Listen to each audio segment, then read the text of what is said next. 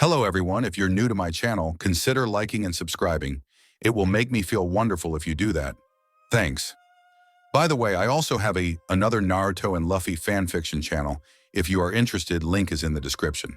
Son of a Devil, Luffy, by Youngsoul. Instead of growing up in the peaceful Fuchsia, Luffy gets taken away by the Marines when his grandfather is unable to protect his true identity, making his road to becoming the greatest pirate a bit rougher.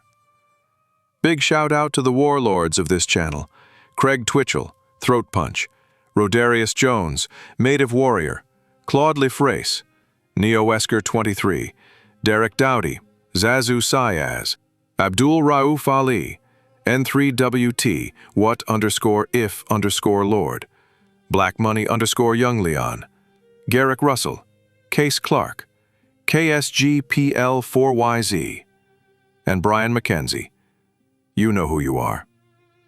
Want to stand among legends? Join the channel membership and show your support. Adios. Chapter 5-2 A change of course. It was during the middle of his sentence that a cold feeling ran through him like a knife. It was almost a painful feeling of something being wrong that Shanks wasn't able to shake off. The red-haired man set down his drink on the table in front of him and studied the feeling inside of him while staring down at his hands. "What's wrong, Captain?" one of the men asked as Shanks had suddenly stopped speaking. The young captain frowned and was silent for a moment before answering. "I don't know," he told honestly, and suddenly stood up from the bar chair he had been sitting on. His figure was tense as he stared at something across the room that the others couldn't see. His first mate was by his side instantly. "Captain?" However, Shanks didn't answer his crewmate. Instead, he kept looking at an empty wall, his frown deepening. "It's just a feeling, but I think that something bad has happened," the man told. "To Luffy?" Ben asked, causing Shanks' head to whip around to look at him. The young captain didn't answer, but clearly thought about the possibility with dread. Shanks quickly grabbed his black cape, which he had taken off as they had entered the small bar they were in, and made his way to the exit. Before going out, he told over his shoulder, "I'll be gone for a moment." Ben followed his captain without question. The rest of the crew didn't stay quiet for long after their captain had spoken, but continued to chatter in a lively manner. It was clear that they weren't worried about their captain, or they hadn't noticed his sudden change of mood. The two pirates exited the bar and went out on the dark street. As the two of them walked back towards the ship, Ben noticed that his captain's dark mood was enough to drive away everyone from their way. "This feeling just won't pass," Shanks suddenly told, his voice low and serious. "You think it has anything to do with the Marines we have seen loitering around here?" Ben asked. Shanks gritted his teeth before answering, "I don't know, I hope not." Before the two of them had time to reach the edge of the town, a familiar face appeared. The young pirate was running, and almost didn't notice the two. When he did, he stopped and tried to calm his breathing to tell something. You were in charge of Luffy," Shanks noticed before the man had a chance to speak. He grabbed the man's shoulder tightly and shook him once. "Where is he? What happened?" he demanded. The man had a hard time forming words between his pants. "Gone. He's gone." "What do you mean, gone?" Shanks snapped. "I just took a quick nap and I couldn't find him when I woke up. He must have got off the ship," the man explained. It was clear that he was just as panicked as the young captain was. Shanks let go of the man and turned to Ben. "Go tell the others to look for Luffy around the town as well as the woods. I'll start asking around if anyone has seen a kid," Shanks told the first mate, who nodded and ran off. He then turned to his crewmate left on the scene and somehow managed not to glare at him. "You go back to the ship. We might have to leave quickly, so prepare the ship before we return," he told with a surprisingly calm voice. The man looked down at his feet, his shoulders hanging low. It was clear he was feeling awful about what had happened. However, Shanks couldn't quite find it in himself to forgive him. Not when Luffy was missing. It had taken surprisingly little time to hear about a kid matching Luffy's description when Shanks had started his search for the boy. Ben had joined him just in time to hear about a young boy getting kidnapped by 3 slave traders, whom had taken the kid somewhere. The two pirates took off running at the same second they found out the direction the slave traders had been heading to. Apparently, the slave traders also had a ship by the shore, which Shanks had already planned on burning to the ground before he took a turn around a corner. To say the two of them were surprised to find the three kidnappers lying on the ground, unconscious or dead, was an understatement. The pirates just stood there for a moment, blinking, not quite sure what to think. "If we're looking for that kid, he's not here anymore," a voice suddenly told. The two men turned around to see a man with a belly as if he had eaten 3 balloons for dinner leaning against a wall and smoking a cigarette. "Where is he then? And who did this?" Shanks asked. "It was a marine. He took the kid with, I am," the man explained and pointed his thumb down a road. "Probably at the marine base by now. You will find it if ye go down this road." The two pirates didn't waste any time on staying around.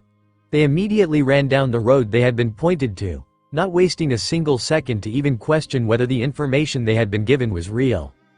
"Captain," Ben began as the two of them kept running side by side, "you don't need me to tell you what you're about to do, right?" Shanks didn't answer right away and just kept his eyes ahead. His first mate couldn't see the dark look that crossed his face. "Yeah, I know perfectly well. You stupid, idiot marine," Luffy kept shouting as he kept kicking the chest of the tall, tanned man. Kuzan stood still as the child fought against his iron grip, barely even noticing the small fists trying to reach his face to hit him. "So, you picked up that kid. Why exactly, sir?" asked one of the two marines who had come to welcome the Marine Admiral. "Yaa, I thought I'd help him out, but it seems like he doesn't want help from the Marines. Still, I couldn't just leave the kid out there. It's dangerous," Kuzan told matter-of-factly.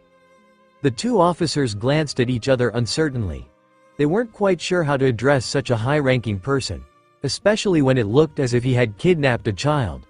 It was unheard of that an admiral would bother themselves with a small matter like a lost child when they had the world to worry about. Then how about we take him off your hands? I'm sure you have other things to worry about, sir," one of the Marines offered as the other nodded in agreement. Kuzan cocked his head away from the small fists that kept flying to his direction. "Well, I wouldn't say I'm exactly busy, but..." The man lifted the small boy by the scruff of his shirt and dangled him in front of the two. "You take care of him. I'm sure he has somewhere to return to." Luffy glanced at the two Marine officers in front of him before he was back in his fighting mode. He trashed and screamed so loud that the three men had to hold their ears to keep them from bleeding. The other officer somehow managed to grab a hold of the angry child and held him awkwardly against his chest, instantly struggling at his new task. Kuzan waved as he turned to walk away. "See ya, kid." However, just as he was about to reach the staircase that would take him back to the ground level, a sound of swords clashing could be heard. There were a few shouts and screams before the three Marines could hear the sound of running on the staircase, heading towards them. "Urara. Sounds like you have intruders," Kuzan told without any worry in his voice. And just like the Admiral had told, two figures soon appeared before them, both holding their weapons out as a warning. The red-haired man didn't even register who the man standing in front of him was, as his gaze found something much more important. "Luffy!" he shouted, causing the child in the Marine officer's arms to finally stop moving. Luffy slowly turned around to see his best friend, his voice wavering as he managed to utter the man's name back, Shanks. The two officers took a step back in fear. That's red-haired Shanks. Kuzan had his hands inside of his pockets and was leaning back in a lazy manner as he asked, "What is one of the Yonko doing in a place like this?" Only now did Shanks notice the Marine Admiral. "Aokiji, huh? I could ask you the same thing," Shanks spoke, his voice staying calm, yet strong. Just passing through, the tall man and his head to the side and glanced at the two Marines behind him. "I'm guessing you're here for the kid?" Shanks' voice got deeper as a warning as he answered, "Yeah, I'll have him back now." Kuzan slowly looked back at the red-haired pirate, clearly thinking about something deeply. There was a long, pregnant silence as the men in the room waited whether a fight would break out. Then suddenly, all the tension was gone as Kuzan sighed deeply. "I see there's no other choice." He looked back at the two Marines who were still trembling and told, "Oi, let the kid go." The two Marines looked confused for a moment, something Luffy took advantage of and kicked the man holding him so that he was quickly released. Luffy stumbled a bit before he could run while holding Captain Wolf with his other hand. "Shanks!" the boy shouted as he ran past the tall Marine Admiral. Shanks had already crouched down to catch Luffy and was soon able to hold the boy in his arms again. The pirate captain hugged the small boy tightly against him. "Are you okay? You aren't hurt, are you?" Luffy shook his head against Shanks' shoulder. "I'm okay. Captain Wolf was with me," the boy explained as Shanks lifted him up. Once Luffy had wrapped his arms around Shanks' neck and was sitting comfortably on his arm, Shanks lifted his gaze to meet Kuzan's. The two stared at each other for a moment, sending each other silent messages. For a long few seconds, the temperature in the room felt colder than before. Then, Shanks moved, breaking the tense atmosphere. "Come on, let's go back home. We don't have any more business here," he told and turned around to leave. Ben studied Aokiji once more before following his captain out of the building.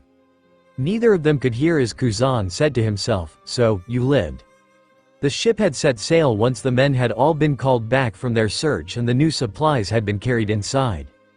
The sun had already set by that point and the thick clouds covered up all the stars and the moon, making it extremely difficult to navigate away from the island. Still, knowing that the Marines were aware of their location made it impossible for the pirates to stay a minute longer. The island was also known, not only for the big slave trading business, but also as an information gathering spot for bounty hunters. Needless to say, it was far from safe any longer. The men who weren't needed on the deck had either gone below deck to catch some Z's, or had gathered in the galley, where Shanks and Luffy were as well. "What were you thinking?" Shanks' angry voice rang through the room. The man stood in the middle of the room, his form almost shaking as he tried to suppress his anger. "I told you to stay on the ship. Why would you take off all by yourself?" The man kept shouting at the small boy in front of him, whose shoulders had lifted up to his ears by that point. "Do you have any idea what could have happened? Those slave traders could have sold you off to who knows where, and had we not found you at the Marine base, you might have gone back to being a human test subject." Shanks breathed heavily after his outburst as he turned around, running a hand over his face. He had a hard time calming himself down. However, when Luffy's shoulders started to tremble and Shanks could hear the first sobs make their way out, his anger quickly died down. Luffy lifted his head and wailed loudly the next moment, hugging his plush toy tightly against his chest for comfort. "I'm sorry," he cried, his tears forming rivers that ran down his small cheeks. Shanks could see that Luffy really did repent his actions, but more than that, the boy had been absolutely terrified that day. Raising his voice and scaring the boy did nothing to help him. Shanks felt how Luffy's sad cries broke something inside of him and he couldn't help but get on the ground to hug the boy close to him for the second time that day. He didn't mind that his ears rang or that his shirt got dirtied by snot and tears. "I'm just glad you're safe." It was the middle of the night that the ship had sailed far enough from the island that the clouds over their heads had disappeared. The deck was illuminated by the light of the moon and the countless of stars that had gathered to make a long belt in the dark sky. In that darkness stood Ben, who was leaning against the railing and watching the night sky in silence. "Trying to find an angel or something?" a voice asked, waking the man from his thoughts. Ben looked over his shoulder to see his captain approaching him. He gave the man a wry smile. "No, I doubt anything that pure would ever come close enough to see for men like us." Shanks laughed and rested his arms against the railing next to his first mate. "How's Luffy?" Ben asked. "He fell asleep just now. He's had a tough day." "You think he'll be okay?" Shanks closed his eyes for a moment. "Yeah, I think so." Ben stayed silent as he sensed that the man had something more to say. "But, I don't think things can go on like this." Ben kept his eyes on the horizon. "I agree. That man, Aokiji." Shanks started, "I think he knows." "About Luffy?" Shanks rested his chin against the palm of his hand. "Yeah. When he looked at me back at the base, he was seeing what my intentions were. He knows how valuable Luffy is." Ben frowned. "Then, why did he let you take him?" Shanks shook his head and let his posture fall a bit. "I don't know." There was a pause before Ben said anything. "If it's true that he knows, we've lost our advantage. The Marines know that Luffy is alive and will come after us." "Yes. So, what are we going to do?" Shanks turned his head to grin at his first mate. "We're changing our course." Ben smiled. "I figured as much. Where are we heading?" Shanks looked back at the horizon, his smile never fading from his lips. "Luffy can't keep living like this any longer. We've got to take him somewhere he can stay on land and I don't have to worry about supervision all the time. The calmest ocean of them all, East Blue." That's where we're going. East Blue, huh? It's been a while. Yeah, but it's our best bet. Marines aren't keeping a tight watch around there. Ben looked up at the night sky. A little while back I would never have believed that something as small as a powerless kid could change the course of this ship. Shanks laughed at Ben's words. Me either. It was a week after Kuzan had encountered Shanks that he had returned to the Marine HQ. It had been a long day, but the man was grateful to see that the sun was finally starting to set as he stood by a window, watching the horizon. He was in a quiet room along with another man who was sitting on a couch behind him. The man, much older than the admiral, was holding his head in his hands as a pained expression painted his features.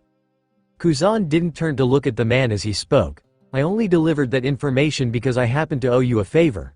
I thought you would want to know. I appreciate it, the man spoke quietly, his voice tight. I didn't think he would be alive. I thought that he had died that day. The old man's voice wavered as he tried to hold back tears.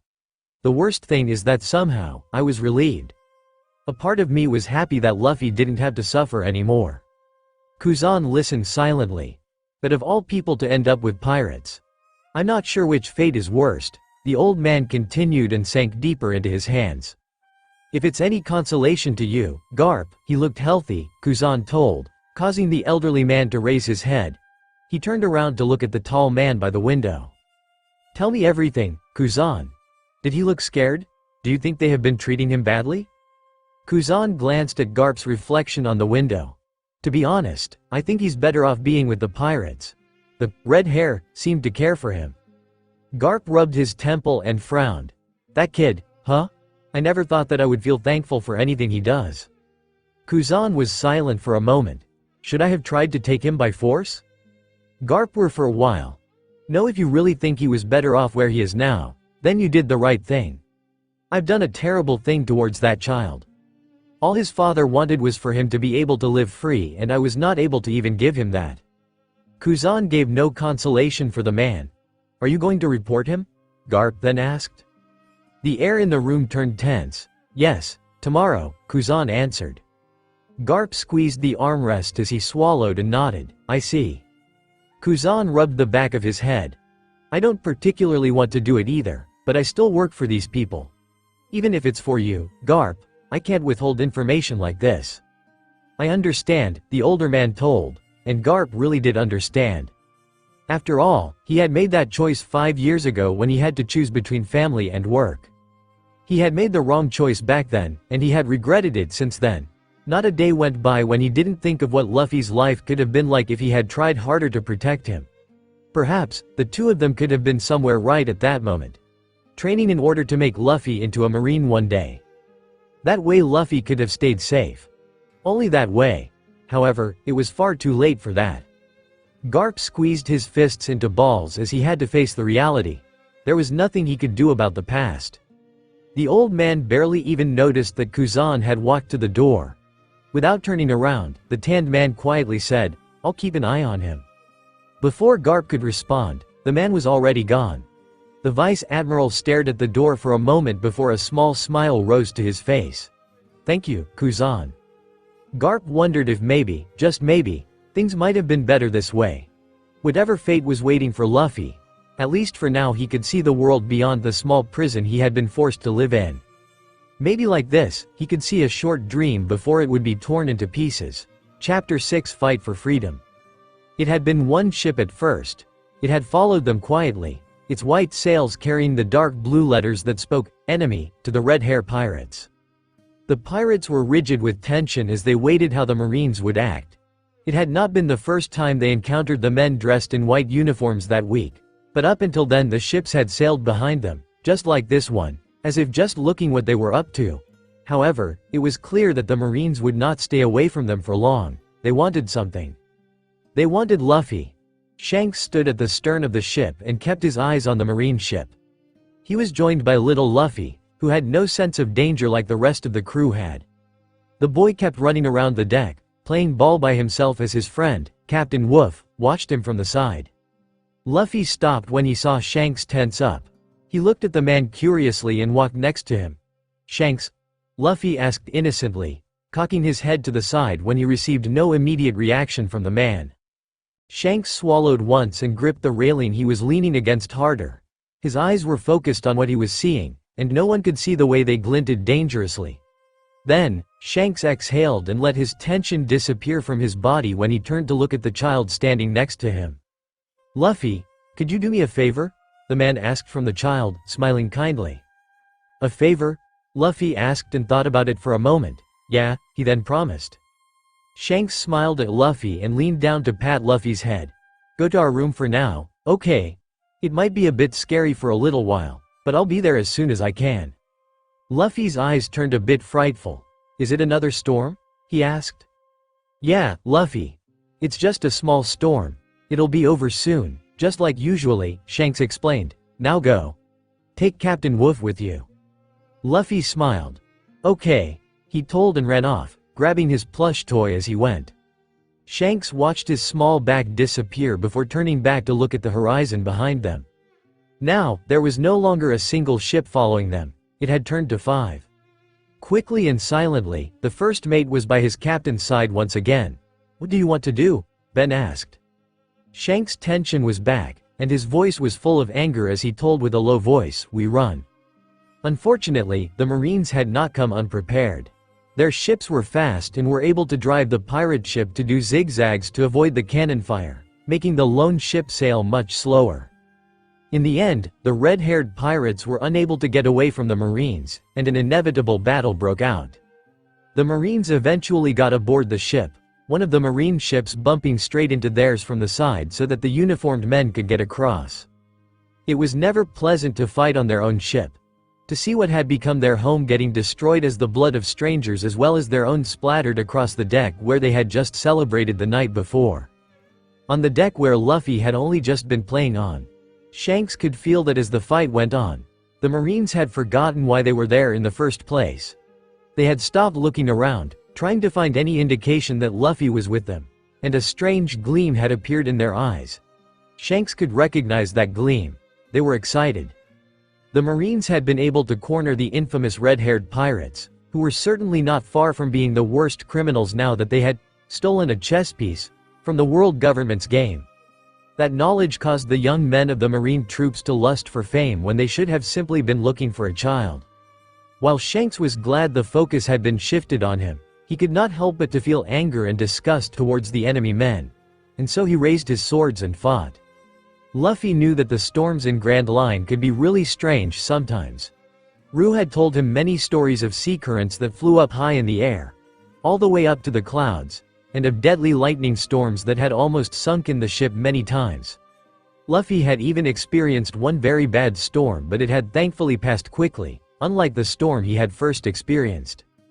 That's why Luffy had quickly understood that it was not just a storm going on outside of the cabin he was hiding in. The ship had moved rapidly from one direction to another before there had been a moment of calm. However, that calm quickly became shattered as something hit against the ship, causing Luffy to go flying to the other end of the room as the ship lurched violently. The boy quickly recovered from his fall and was barely able to jump away from the way of a heavy chest heading towards him. The chest hit the spot Luffy had just stood at, making a loud sound when it collided with the wall. Luffy sat on the floor and breathed heavily. He stared at the chest that had nearly squished him before he looked out of the window. Only now he saw that the room had become darkened by a shadow. The shadow of a ship right against their own. Luffy's eyes widened in fear. "Shanks," he gasped. He glanced at the door, wanting desperately to be by the red-haired man's side, but quickly deciding to follow Shanks' orders to stay in the room. The last time he had gone off on his own, he had got himself in big trouble. Luffy really didn't want to go through something as scary as that again. That's why he quickly moved to his usual hiding position, underneath his bed along with a blanket and Captain Wolf by his side to protect him. There had only been a small moment of silence after the crash. Then, the sound of shouts could be heard along with other loud noises. Luffy quickly covered his ears. He wanted to be brave, but he couldn't help it when a whimper escaped him. There was a shout, or maybe a scream, near the door that pierced through the walls more strongly than anything. Luffy knew that sound. He didn't know how. He just did. For a moment, his breathing stopped as tears rose to his eyes. He tried to press his hands to his ears more strongly, but the sounds never disappeared. No, no, no, Luffy said without realizing as he tried to become as small as he was able in his hiding place. Strange pictures kept flashing through his head with each loud sound, causing his breath to hitch every single time. There was red. So much red, and in that sea of red, screams. Luffy lost himself in his memories for a moment, completely forgetting about the current and living his past once again. The sticky red and the still bodies, and in the middle of it all, the sound of two swords clashing together, followed by loud shouts woke Luffy to the reality. Shanks.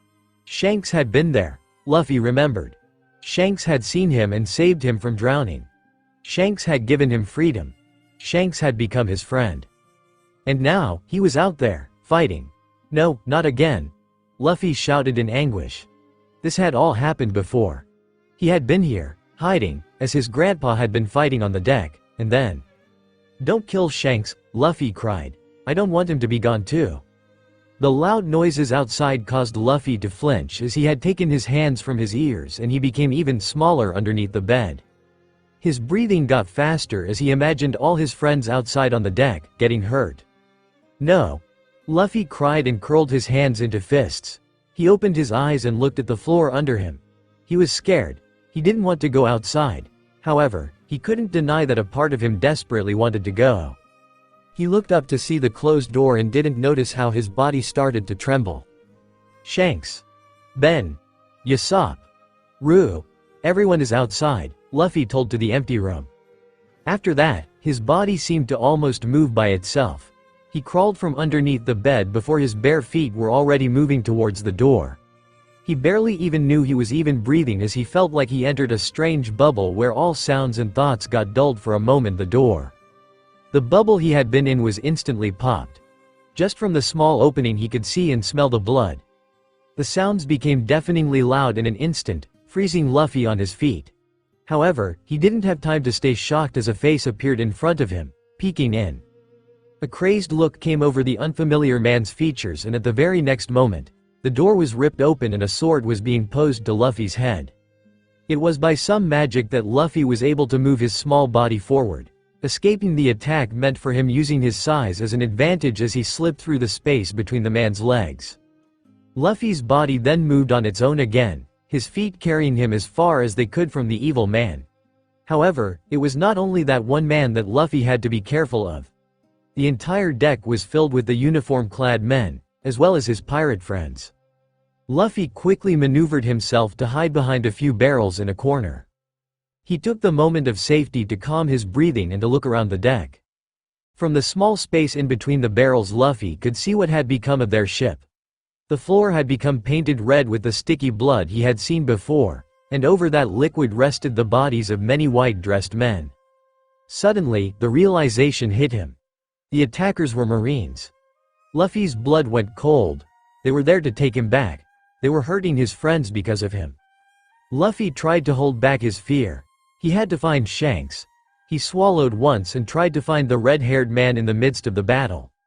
Just as Luffy had been about to give up, he saw the man walk across the deck, shouting something as he used his sword to easily throw away a marine. Luffy admired Shanks' strong figure for a moment before the strong urge to be by the man's side hit him. Without thinking, Luffy stood up and started running towards the center of the deck, carefully trying to avoid any fighting. It was the scariest run Luffy had ever done. Sometimes, someone would bump into him, sending him onto the ground. Then the next moment, the floor was so slippery with the red that Luffy would fall and get his clothes all dyed with the color. Still, Luffy kept moving. He didn't look back, not even when he heard a really disgusting sound of what he guessed to be a sound of someone getting pierced with a sword, or when he heard his name being called. He didn't want to stop now. And he couldn't stop even if he had wanted to, as his feet kept moving without any control. Finally, he was only a little way from Shanks. It was close enough for him to shout his name. Shanks! Luffy shouted, but the man was unable to hear him. Still, a smile rose to Luffy's face. Soon, everything would be okay again. Shanks would make everything okay again. Luffy once again shouted the man's name and jumped up at the same time. However, at the same time as Luffy saw the man turning, he suddenly felt a strong, sharp feeling on his back. It took a few quick blinks before the pain registered inside Luffy's mind, but by that time he was already falling. Shanks had been fully focused on trying to keep the battle even somewhat in control when his eyes had moved to glance at the door to his room. The door that had supposed to be closed and guarded had now been thrown open so hard that the hinges had broken. The sight of splattered blood on it made the sight so much worse. Shanks' mind went into overdrive that moment as he tried to talk himself out of the panic that was about to take over him. However, that state of mind caused him to be unable to hear the shout of the small child behind him whom he cared so much about. However, when the child once again shouted his name, another kind of panic hit the man. He quickly turned around, but it was already too late. In the midst of the chaos and noise, a single sound of a gun being fired rang louder than any other sound in Shanks' ears. That sound caused his world to slow down for a small moment, and he was able to see how Luffy's body was falling limply from the air. Shanks could only stare in absolute shock as Luffy's small figure fell to the ground and became still. "Luffy?" Shanks asked before he could move his body again. He rushed to the boy's side, his breaths coming out as short gasps by then. "Luffy?" he shouted as he pressed his hands against the boy's shoulders, not even registering the damage done to the boy at first. Then, he looked down and saw the hole in the boy's shirt, as well as all the blood covering him. Shanks' hands shook. They had not done that in at least 6 years. But now, watching the boy he had promised to protect, shot in his arms, they shook once again. "Luffy?" Shanks carefully asked as he moved to turn the boy around. He needed to see his face. He needed to know he was alive. Luffy's head lolled limply against Shanks' arm when he was turned, but instead of seeing open, dead eyes, the young captain was more than relieved to find Luffy's eyes squeezed shut.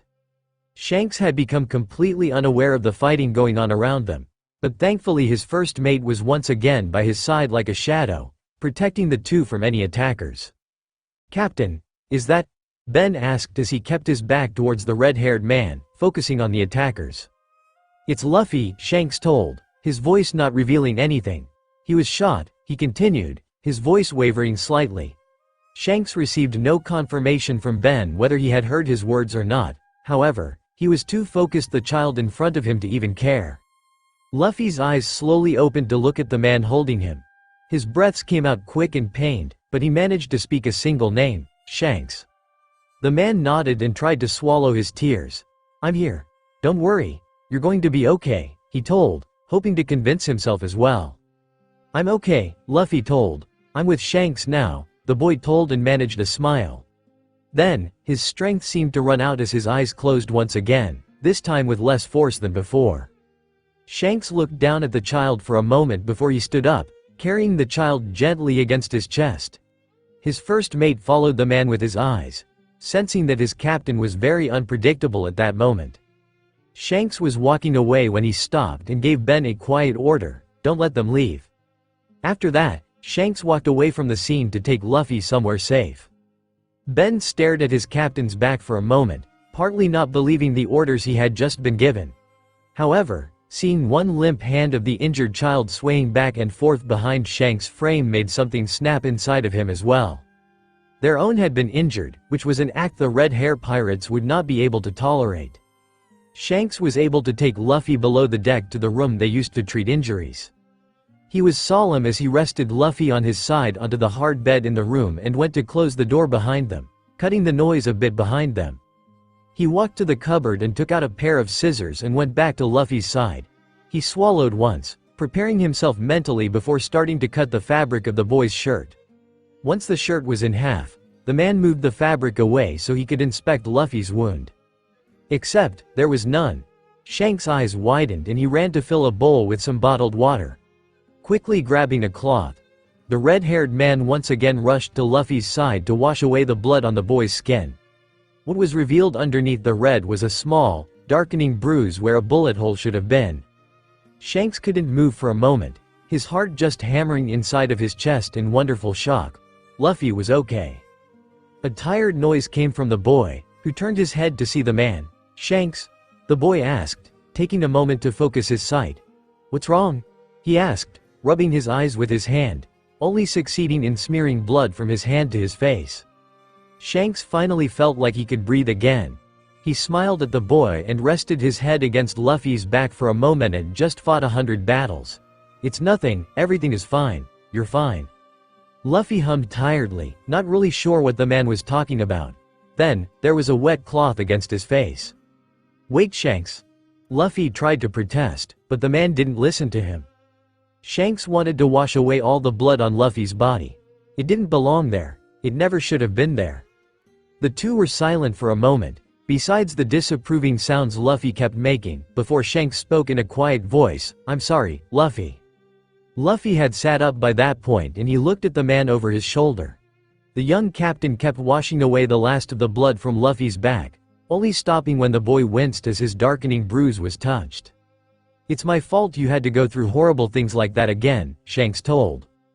However, Luffy jumped at his words. "No." The boy stood on the bed now, facing the red-haired man. "It's my fault," Luffy explained, his words starting to waver as he continued. "I came out of the room on my own, even though Shanks said I had to stay there. But, I was worried that you would die and be gone like Gramps and I was really scared so I came out. I'm really sorry, Shanks." Luffy finished, tears starting to form in his eyes. Shanks could only look at the boy for a moment. He knew that logically he should have felt angry at the boy, furious even. However, knowing what the boy had already been forced to go through and now having lived it again, Shanks could only find sympathy inside of him. "You were really scared, weren't you?" Shanks asked with a small smile. Luffy gave a quick nod and stubbornly tried to keep his tears at bay. "But you were really brave today, Luffy," Shanks praised and petted Luffy's head. The boy raised his eyes to look at Shanks, surprised by the treatment he was getting. Then, he smiled strongly back at the man and gave a single, strong nod. When Shanks had been able to coax Luffy to take a well-needed nap, he had once again gone up to the deck, which had long since turned quiet. It was no surprise that a massacre greeted him. There was no longer a marine ship next to them, nor anywhere else in sight. The calm sailing through the peaceful waters as the deck was covered in dead bodies was a blood-curdling sight, even for a man like Shanks. Ben was sitting on a crate, smoking a cigarette as the rest of the crew stood around the deck, taking a break after their job was finished. "How is Luffy?" Ben asked loud enough for all of the men to hear. Shanks had no doubt they all already knew what had happened. "Barely a scratch on him," Shanks told, shaking his head. "I don't know what kind of miracle it is." One man stepped forward. "I might know," he started, waiting for his captain's attention to be on him before continuing. "I heard the shot, and I saw it hit. But when it did, the kid's skin suddenly flung the bullet back. Killed the marine instantly. I'd say it's because of his powers." Shanks stood there for a moment, his mouth slightly open. His powers? So, his rubber powers protected him? Ben answered this time. "It seems like it. I guess we were lucky that it wasn't a sword aimed at you at that time." Shanks let out a long exhale and ran his hand through his hair. He was silent for a moment, assessing the situation around them. "What are the damages?" "Some minor leaking on the hull. Nothing that can't be fixed." The men received a few broken fingers and gashes, but no serious injuries. No one died. Shanks nodded, but felt his anger rising inside of him again. "The Marines went too far this time. I have been tolerant of their actions up until this point and tried to avoid unnecessary fighting, but it seems like that won't be enough this time," Shanks explained, his voice low and serious as he spoke to his men. "From here on, if we meet Marines, we will show them that we will not run away. We are not scared of men who are willing to torture children for their justice, are we clear?" Shanks asked. The men answered him with a strong shout of, "Yes." "Now, send these men to their last resting place," Shanks ordered and kept watch as the dead men were sent to the only grave they could provide, the ocean floor. They sailed towards the next island they could safely dock at to do proper repairs as the men did whatever they could to the ship. Some were washing the deck as some were below deck, keeping the leakage at minimum. The washing was a dirty job, and the stench of blood filled the air no matter how the wind tried to blow it away. Still, Shanks kept watching the men work, knowing that it was his responsibility as a captain. He had given the order and hadn't even been there to dirty his own hands. As he scanned the area, the broken door to his and Luffy's room catching his eye. It still hung off its top hinges, the wooden surface now darkened with dark brown stains which had yet to be cleaned. It was a moment later that the captain had found tools and cleaning supplies for himself, and he was crouching before the door as he tried to figure how to fix the broken wood. The man loosened the last bolts on the bottom hinge and laid the door down on the floor before looking through the tools he had, trying to remember how to fix things. Breaking things came much easier to him, after all. Shanks only woke from his thoughts when he saw a pair of boots in front of him.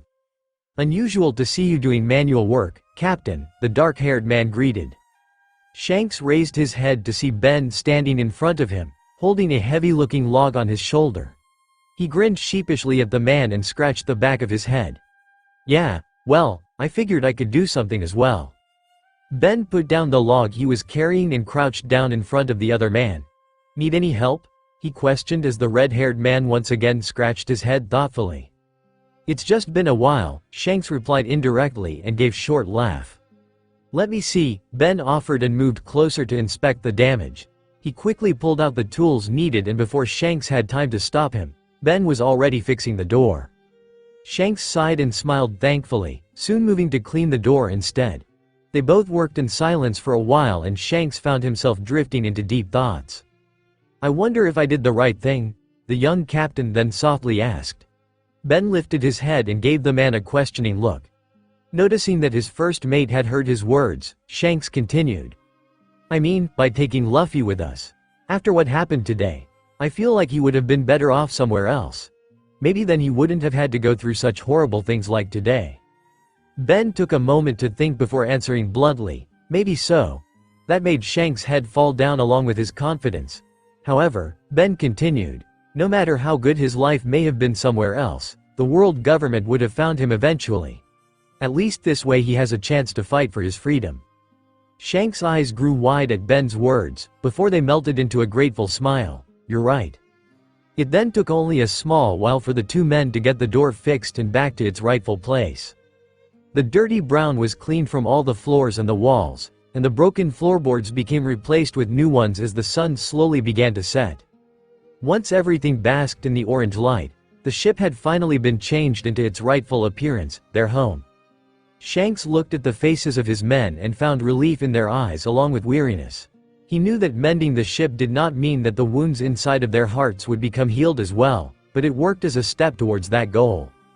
And when they all gathered in the galley for a good meal, Shanks already felt that the burden on his shoulders felt a little lighter than before. Luffy was sure that his bed had turned into a fluffy cloud when Shanks had tucked him in that evening. Nothing was different with it. He was sure as he had checked the pillow until a small drool stain there on the corner, so it was definitely his. Somehow, his body just seemed to sink into the mattress in a really comfortable way, and even after his long nap, he felt instantly tired again. He barely registered how his blanket was pulled up to his shoulders, and that a hand rested on his back silently as his eyes had already closed. Shanks softly tapped a slow rhythm against his back, and it was only a small moment before Luffy was fast asleep. The boy didn't even notice that Shanks left his side after a little while. However, when he next woke up, the room was dark and empty. Luffy pushed himself up to a sitting position and looked around. There was a faint light coming in from outside the window, so he could see Shanks' bed on the other side of the room. The red-haired man wasn't there, like he usually was at that hour. Luffy got slightly curious as to where the man had gone. After waiting for a moment, he heard someone talking loudly. He got up, put on his sandals and grabbed his plush toy so the dog could join his quest. He walked to the door and listened to the conversation going on outside. Unfortunately, Luffy couldn't make out the words, but he did recognize the voices. It was one of the crew members and Shanks. Knowing that his best friend was just outside, Luffy cracked open the door to peek. The small smile that he had on his face quickly melted away when he finally heard what the two were talking about. "Captain, to tell you the truth, this isn't what I signed up for," the dark-haired youth told Shanks, looking uncomfortable. "I enjoy the pirate life, but this is going too far." "Because of Luffy?" Shanks asked, his voice not revealing anything, allowing the younger man to continue. "I've got nothing against the kid, but having the world government on my ass because of him is not right," the man explained. "I had to kill 7 men today because of that kid, and I just thought, if this is how things are gonna be from now on, I'm not cut out for it," the man told, clearly quite nervous about voicing his own thoughts. Luffy stood there, shivering now, and stayed silent. The young man shook his head and threw his hands out. Why did you save that kid anyways? Why did you let him stay if he's just gonna get us all killed? If you'd just given him to the Marines, none of this would have happened. The man was shouting by this point, clearly angry. And it's not just me. There are others who feel the same way. Luffy was holding back his tears by that point and hugged Captain Wolf close against his chest. He looked at Shanks, waiting for him to say something to deny the man's words. However, when Shanks only answered by a calm, "I see," Luffy quickly turned around and ran back inside the room. He jumped into his bed and hid deeply underneath the blanket with his fluffy friend. Luffy could hear the two men talking for a while longer, but he couldn't make out the words from where he was. He did, however, understand what they were talking about, somehow. Because he wanted to be a pirate, Shanks was troubled. He was a nuisance to the man. Because he was with them. The others couldn't live like they usually did. Luffy couldn't hold in his tears when he wondered if Usopp, Rue and Ben felt the same way as the dark-haired man outside. Maybe they wanted to get rid of him? A horrible thought then hit Luffy. Maybe Shanks wanted him gone as well? Maybe Shanks would give him away to the Marines, just like the man had said? Luffy couldn't help when a loud wail broke free from him, joined by several others that he couldn't control. It was in seconds that the door was opened and the red-haired man had run inside.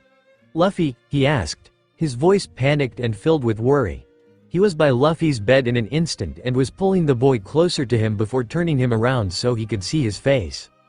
Luffy, calm down. What's wrong?" Shanks asked, trying to get something out of the hysterical boy. Luffy kept crying, unable to form any kind of words. "Did you see a bad dream?" Shanks tried again, desperately wanting to know what was going on with the boy. Seeing him crying so loudly one could think the boy had just lost an arm was starting to scare him. Luffy managed to shake his head and form a few words. Shanks is.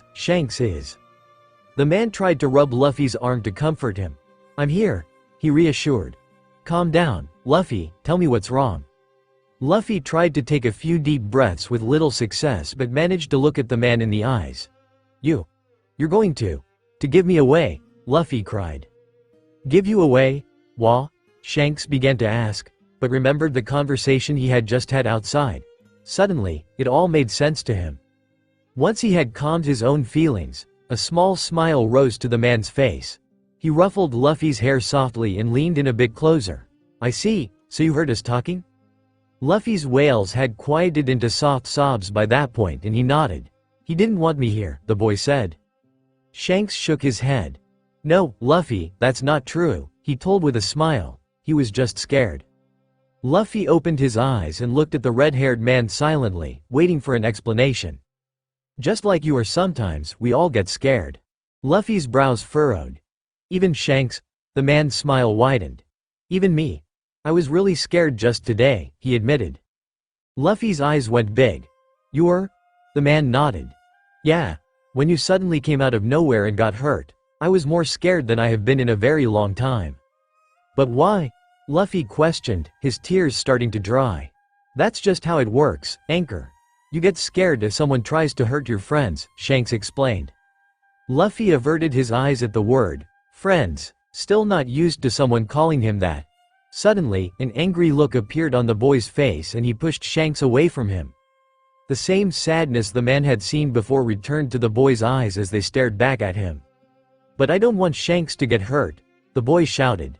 When Shanks couldn't find any words to say, Luffy continued, "I don't really know why the Marines want me to go back, but I don't want anyone to get hurt because of it." He tried to hold back his resurfacing tears. "I don't need to be a pirate anymore, so." Luffy's explanation cut off as he sobbed. "So Shanks should send me away." Shanks was silent for a moment, just listening to the boy's cries. A part of him wanted to hug the boy but the part of him that wanted to talk sense into him was stronger. "Luffy," Shanks started, his voice steady and serious, causing the boy's attention to be on him instantly. "You said once that you wanted to be free, right?" Luffy nodded sadly. "Today, the reason we fought was for your dream," the man explained. "We all wanted to protect that dream of yours." Luffy looked confused. "But why?" Shanks only found a simple answer to that. "Because we are nakama. All of us have dreams. Just like you." And we have fought many times to protect those dreams." Luffy kept listening silently. "The you right now is too weak to fight on your own. That's why all of us helped you. As long as you keep dreaming, we will help you to get there. You see what I mean, Luffy?" Shanks asked, earning a hesitant headshake. Shanks put his hands on Luffy's shoulders and looked deeply into the boy's eyes.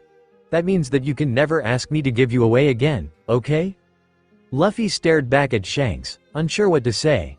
"I won't lie, more scary things will keep on happening from now. But as long as you are fighting for your dream, we will continue to do so as well. You aren't wrong, Luffy." Luffy looked away from the man silently. "But, like this, I can never be free," the boy spoke quietly. Smile found its way back to Shanks' face. "Everyone can be free. Especially pirates. That's why you wanted to become like us, right?" Luffy nodded but quickly turned to look at the red-haired man again.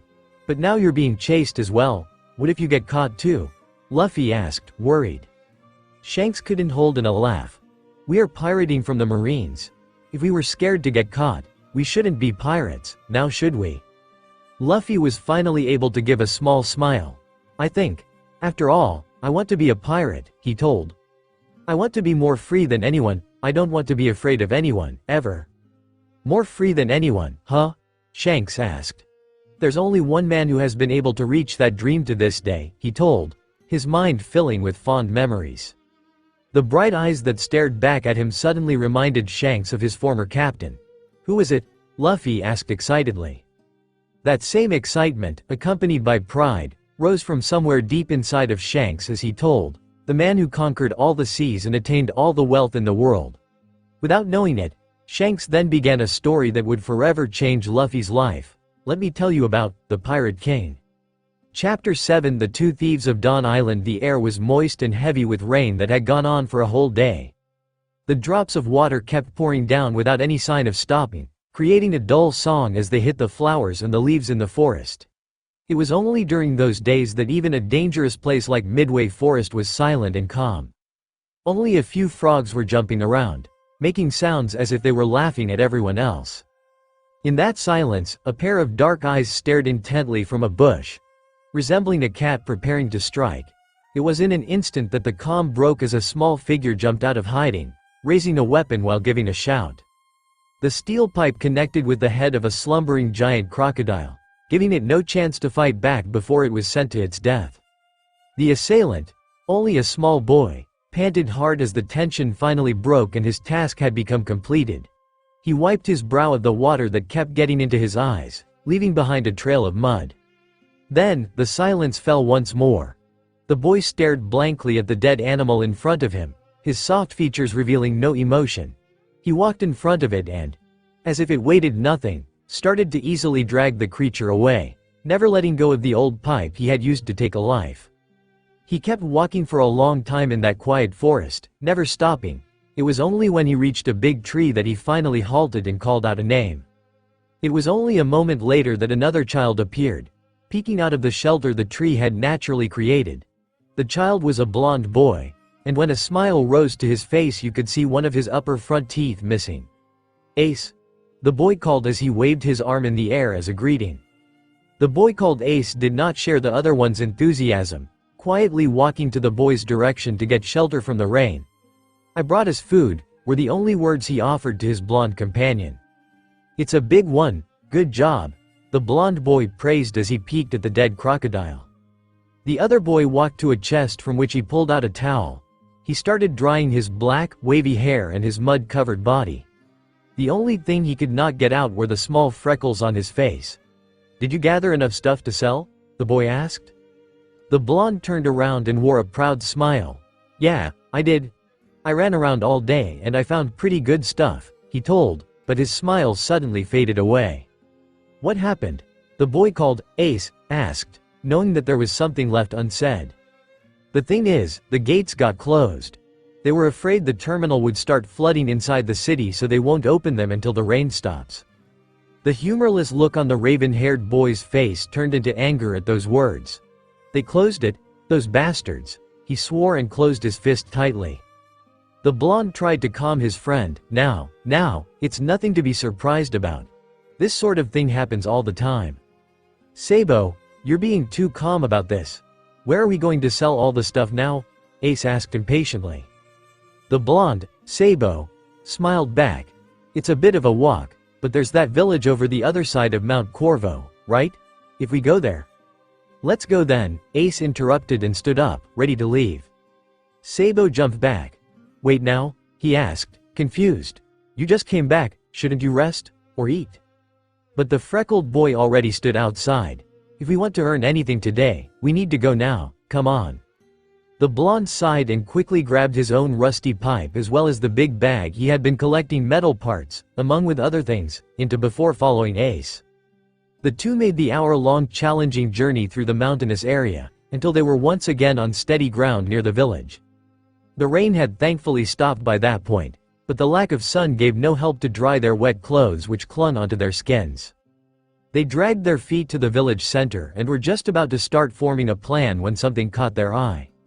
What the hell is that? Sabo shouted as he noticed the large ship at the port. It would have been a normal sight, had the ship's figurehead not been shaped like a dragon, and were the flag some other color than black, but it wasn't. Pirates, Ace breathed in realization. He whipped his head around to see if anything suspicious was going on. Were the people getting robbed? Murdered? However, Ace only saw a lady walking her daughter, and a man sitting on a porch, watching the ocean in silence, not bothered by the sight of the pirate ship in the least. The two boys shared a look of confusion before the sound of loud laughter filled their ears. The sound of a group of men laughing. Ace gave a determined look to Sabo, who understood it instantly. They were too curious not to investigate. They ran to the tavern where the sound was coming from and peeked inside from a window. They stared in a sort of awe at the armed men, who were drinking and celebrating like there was no tomorrow. The way they dressed and spoke, it all told the two children what they already knew. They are pirates. Real pirates. Sabo spoke his thoughts and couldn't tear his eyes off them. Free men. Ace didn't answer the other. He was too focused. His mind was full of questions. What were these people like? What kind of places had they been to? Why were they pirates? Were they trying to find the One Piece? Or maybe they just wanted to be? His thoughts were only interrupted when he felt a tug on his sleeve. Come on, Ace, let's go. We shouldn't be here, Sabo told and tried to get the other to leave. Ace only shrugged him off. I get it, I get it. He sighed and was about to move to follow his blonde friend when something caught his eye. He looked back inside to see one of the pirates wearing a straw hat on his bright red hair lift up a kid much younger than himself, and throw him in the air, earning joyful laughter from the kid. Ace absent-mindedly thought why the pirates would have a kid around them, but quickly brushed off the thought. He turned and left, but something in his chest kept nagging him to go back. Once he and Sabo had finished their task for the day and had gathered some earnings, they were ready to head home. They already had the sun setting behind their backs as they walked towards the hills when Ace stopped. Sabo turned around to look at the other. What's wrong, Ace? The other didn't answer at first, but then blurted in a hurry, I'll be back in a second, and ran back to the village in a hurry. Sabo was left behind, confused, and unsure whether he should follow Ace or not. Ace wasn't thinking about his friend at all when he ran back towards the tavern. Something kept pulling him back there. Whether it was just curiosity or something else, he didn't know, but he just had to see the pirates even if just once more. He was so focused in getting to the window that he didn't even notice the two figures standing outside before it was too late and the men spotted him. It was the man with the straw hat and a really tall man with a big weapon, whatever it was. The two looked down at the boy in surprise as Ace had abruptly stopped in front of them and frozen. What is it, kid? Never seen pirates before? The red-haired man questioned, but his voice carried no signs of danger. He was just relaxing against the wall of the tavern, apparently feeling content looking at the sunset. Ace took a cautious step back nonetheless. No, I'm pretty sure he was sneaking around here earlier today, the tall man pointed out before Ace could bring himself to answer. The comment made a shiver run through his body. The guy had noticed him. Oh, the red-haired man said and cocked his head a little. So you were just curious then, huh, kid? I'm not a kid, Ace blurted out before he could stop himself. He quickly clasped a hand onto his mouth, but it was too late. The words were out already. Ace was pretty sure that these guys were seriously strong. He could sort of feel it. if they wanted tea in a second. However, that didn't happen. Instead, the red-haired man laughed at his answer. "Oh, the way I see it, you're still a brat." Ace bit his tongue so he wouldn't say anything back. He didn't feel like dying yet. "You," he began, "if you're pirates, then you know about the Pirate King?" he asked cautiously. They raised an eyebrow before the red-haired man laughed again. "We're pirates, of course we know about him." Ace looked down at the ground, preparing himself mentally both to run and ask the question he always wanted to ask if he ever saw pirates. What if? What if he had a child? He looked up to see the pirate's reaction, which turned out to be surprise. "A child? You ask?" the man with the straw hat asked. A large smile then spread on his face. "Then I would share a drink with him one day if we would meet at the sea," he told and laughed, lifting the glass he was holding. "Meet at the sea?" Ace asked. The man nodded. "No way that kid wouldn't become a pirate, after all.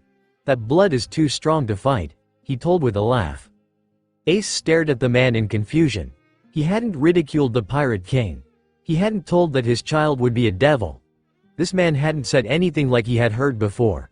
The confusion written on Ace's face made the pirate more curious. "It's a strange thing to ask," the red-haired man pointed out. "What's your name, kid?" Ace was woken back to the reality at the question. "I'm." He hesitated to answer. These people were not to be trusted, he knew that.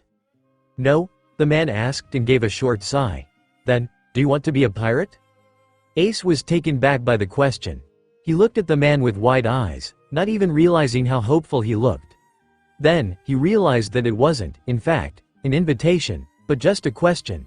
He let his head drop back down before letting out a whisper, "I just want to be free." Before the red-haired man could question him any further, Ace took off running again. "Where the hell did you go?" Sabo questioned angrily as he tried to keep up with Ace's quick pace. The other had suddenly come back, but had not stopped to give an explanation about anything that he had been up to, even when Sabo kept asking him for the umpteenth time. Having had enough, Sabo stopped and shouted Ace's name sharply. The other stopped this time, knowing that an explanation was necessary if they ever wanted to get back to their hideout. Ace didn't turn around as he told, "I saw the pirates." "The pirates?" Sabo shouted, "and you didn't think you should tell me about it? Those guys are dangerous?" Ace didn't say anything for a good 15 seconds. I think I have a plan to get us out of here." "Huh?" Sabo was unable to follow his friend's train of thought. "What the hell are you talking about?" Ace turned around and let Sabo see the troubled look on his face. He tried to look for the right words, but hesitated. Sabo kept waiting for the words to emerge, but they never did. Instead, Ace looked back at the village they had just come from and frowned. "Let's not talk here. I'll tell you when we get back." That was the only answer Sabo got, but it would have to do. They walked back in silence, the night falling over them as they finally reached the forest hours later. They lit a fire, cooked a large piece of the crocodile for themselves and settled into a more comfortable silence before it was finally broken by Ace. "We'll get on that pirate ship and leave." It came out with frightening confidence, causing a shiver to go down Sabo's spine. Ace had decided on this all by himself. What the hell are you talking about? Those guys aren't some merchants, they will kill us when they notice." Ace flashed his determined eyes at his friend, showing that he was being serious. "We'll hide, then run when we get the chance." Sabo shook his head. "You've gone crazy, there's no way that'll work." Ace leaned closer, his figure tense. "It will." "Why would it?" Sabo was sure they were fighting now. "Because," Ace started, then snapped his mouth shut and looked away. Sabo frowned and waited for an answer.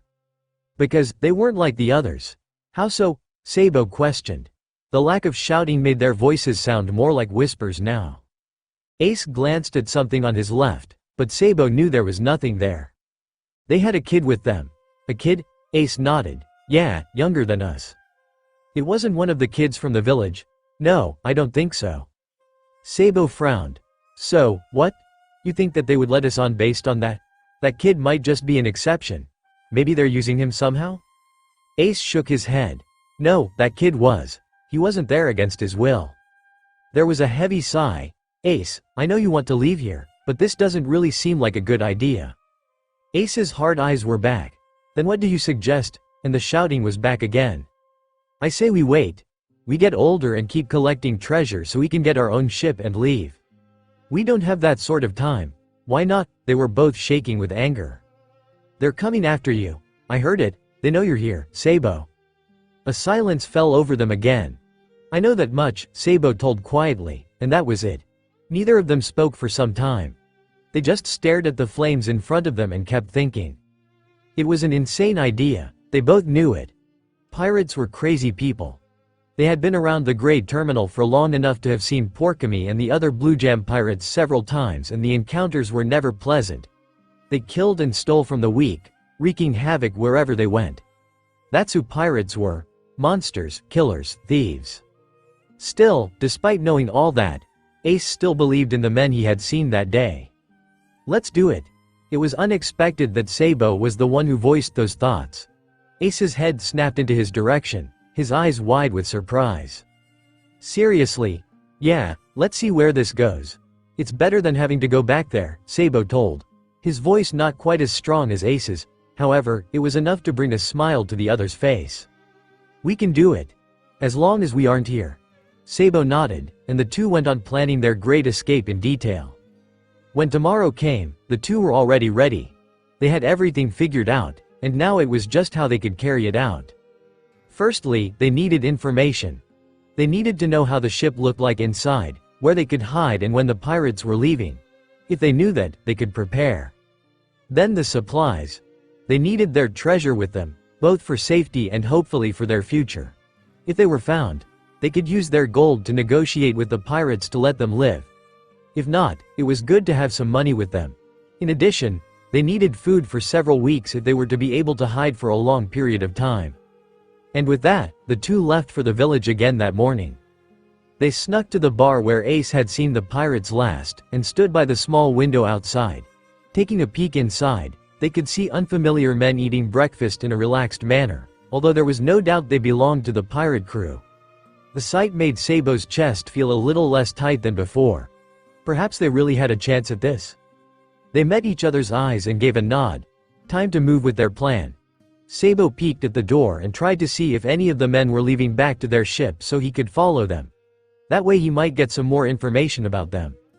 Just as the doors were opening and Sabo was preparing himself to signal Ace to get ready, a voice of a child startled him. And it was really cool. Yasopp hit it right in the middle. It was so far too. The child explained loudly, and Sabo found himself staring at the figure of a small child in the arms of a red-haired man walking towards the bar. The bar door opened, and a pirate walked outside to see the pair coming his way. "G-morning, Captain." He greeted the man. The words caused a shiver to go down Sabo's spine. Was the captain of the pirates?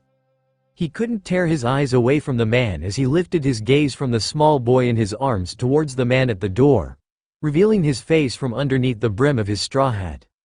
The split second Sabo could only see the scruff beard, and the big, black cape on the man's back made his blood go cold for a moment.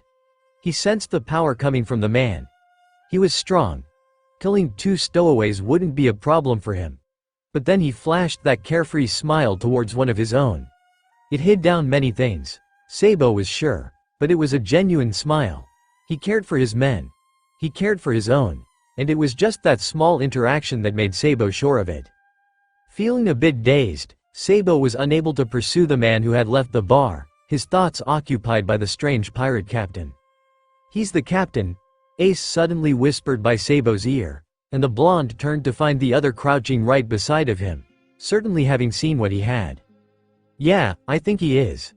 The two of them quietly moved back to the window, their curiosity winning over their plans.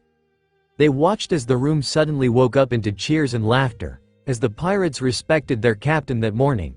The red-haired man responded to his men with the same energy, but never let go of the boy in his arms. "Is that the kid?" Sabo asked. "Yeah, that's him." They both had their eyes fixed on the small kid, who had closed his chatty mouth once the two had entered and was now looking at the men curiously from where he sat. Could he be his kid or something? Sabo wondered, now as sure as Ace that the kid was with the pirates, and wasn't there against his will. "I don't know. Looks like it." Sabo thought about it for a moment. "That's pretty weird." Ace answered with a nod, too concentrated on what was in front of him to voice his thoughts. There was something warm, almost, in the way the pirates acted. They were like a family, strangely. Not like the families in Hightown, but the normal kinds of families they would see in the village. They cared for each other. It was clear they were different from the Blue Jam pirates, although the two couldn't understand why. Someone's leaving, Sabo told, and quickly ducked into his previous hiding place where he could easily see where the man was going.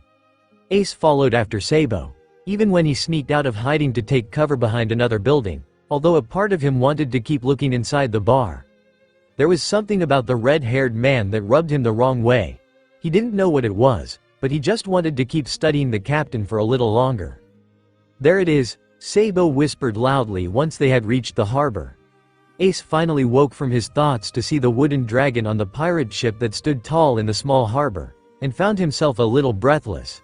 He had seen it before, but it was a real pirate ship. "That's where we'll go. We'll definitely get inside," Ace told, but it was clear by the way his voice shook that he was nervous. There were real pirates there, not just some idiots swinging swords around. These people had probably killed and robbed plenty in their time.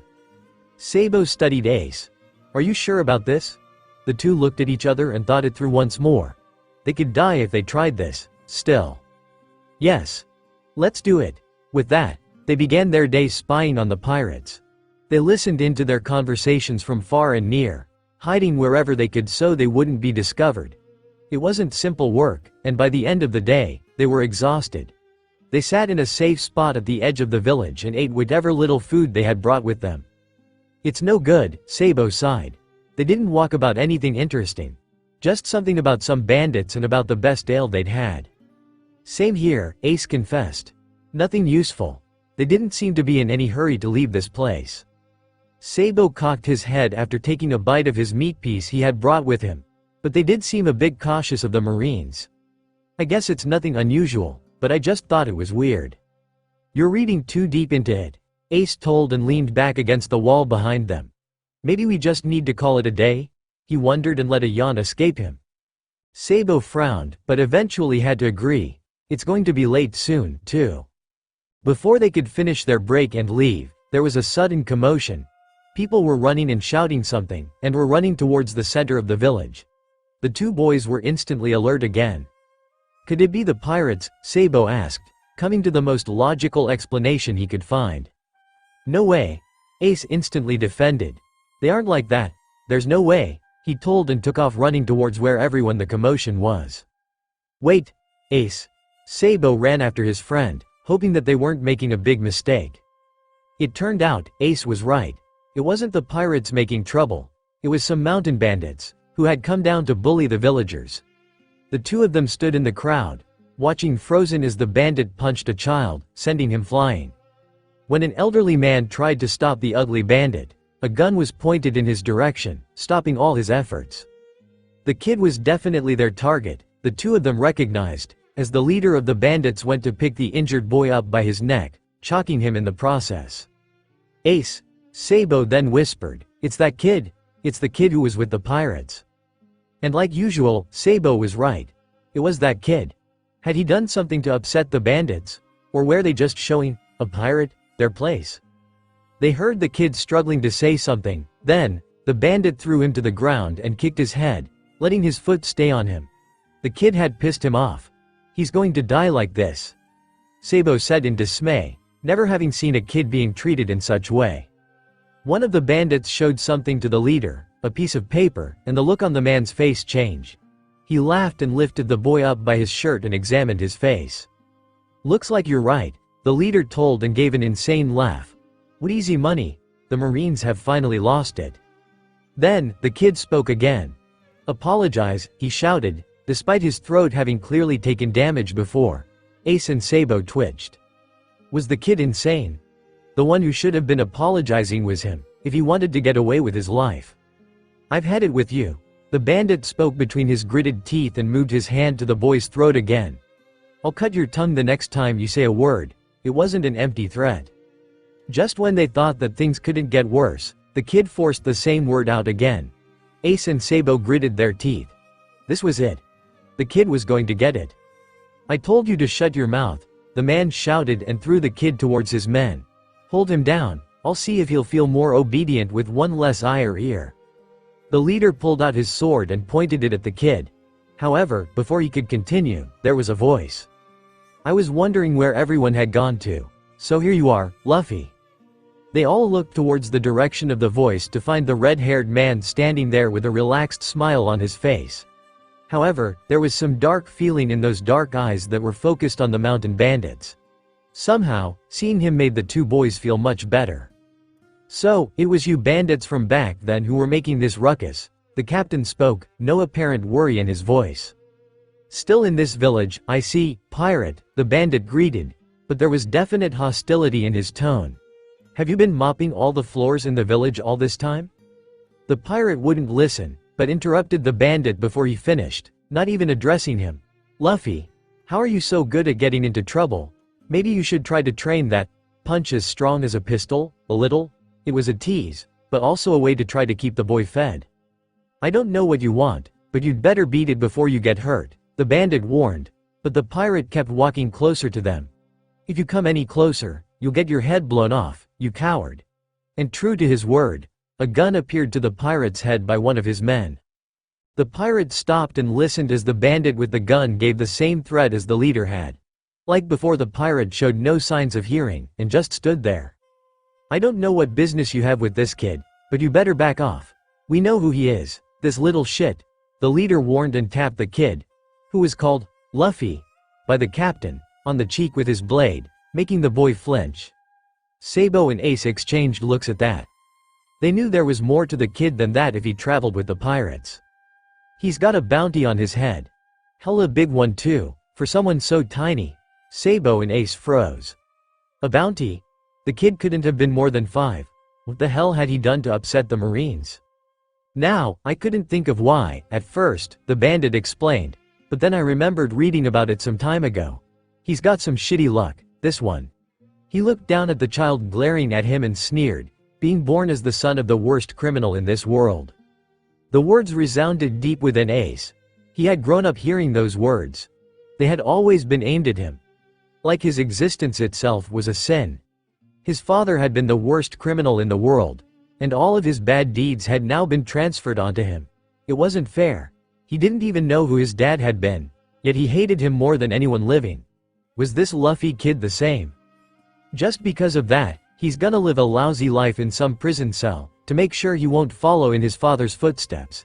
Ain't that something, being the son of the revolutionary leader, Dragon? The leader kept rambling. "Well, they're probably right if he's hanging around with these shitty pirates already at this age. He'll be rotten to his core by the time he's 10. The kid, Luffy, moved again, trying to get closer to the bandit who insulted him and the captain. "Don't talk that way about Shanks. He's not a coward, or rotten, apologize." Before the bandit leader had time to strike the boy again, the pirate captain called Shanks, moved and spoke. He pointed at the weapon aimed at him and warned that it was no toy. If you pointed at someone, you had to be prepared to stake your life. Those were the last words that man would hear, as a fat pirate with goggles on appeared at his captain's side and shot the man point blank range. He fell down, dead, instantly. The crowd around them ran in fear of the sudden escalation of events, but Sabo and Ace's feet remained glued to the ground. They went and did it. "They killed him," one of the bandits yelled. Another one shouted, "You dirty bastards." "Dirty?" a pirate asked back. "Don't be stupid. Did you think you were fighting saints?" another added. The captain then spoke, and his words resounded inside the two boys stronger than anyone else's. "The men who stand in front of you are pirates." A bandit protested at this, saying that they didn't have any business with them in the first place, but the captain continued. "Listen here, bandits. You can throw food or drinks on me, even spit on me, and I'll usually just laugh it off." Then, his tone changed completely. "However, no matter what reason you may have, I will never allow anyone to hurt my friends." The expression he wore was nothing the two boys had seen before. It was full of fury and rage, and the carefree person from before was long gone. This man was going to murder these bandits soon. It was the bandits' own stupidity for not realizing the same thing. "You pathetic pirates, men, kill them," he ordered. The next moment they witnessed how a dark-haired tall pirate took out all the bandits single-handedly. They were at a completely different level from the bandits. These were real pirates. The words the dark-haired pirate told were frightening, but absolutely cool as he pointed his weapon at the last bandit. The leader. If you want to fight us, you'd better bring a warship. Finally realizing the situation he was in, the bandit finally realized that he'd better try to save his own ass. So what came out of his sorry mouth was, the kid was the one who started it, as expected of a weak, pathetic man. There's a bounty on your head as well, isn't there? The captain threatened, and was unable to read as far ahead as what the bandit would do next.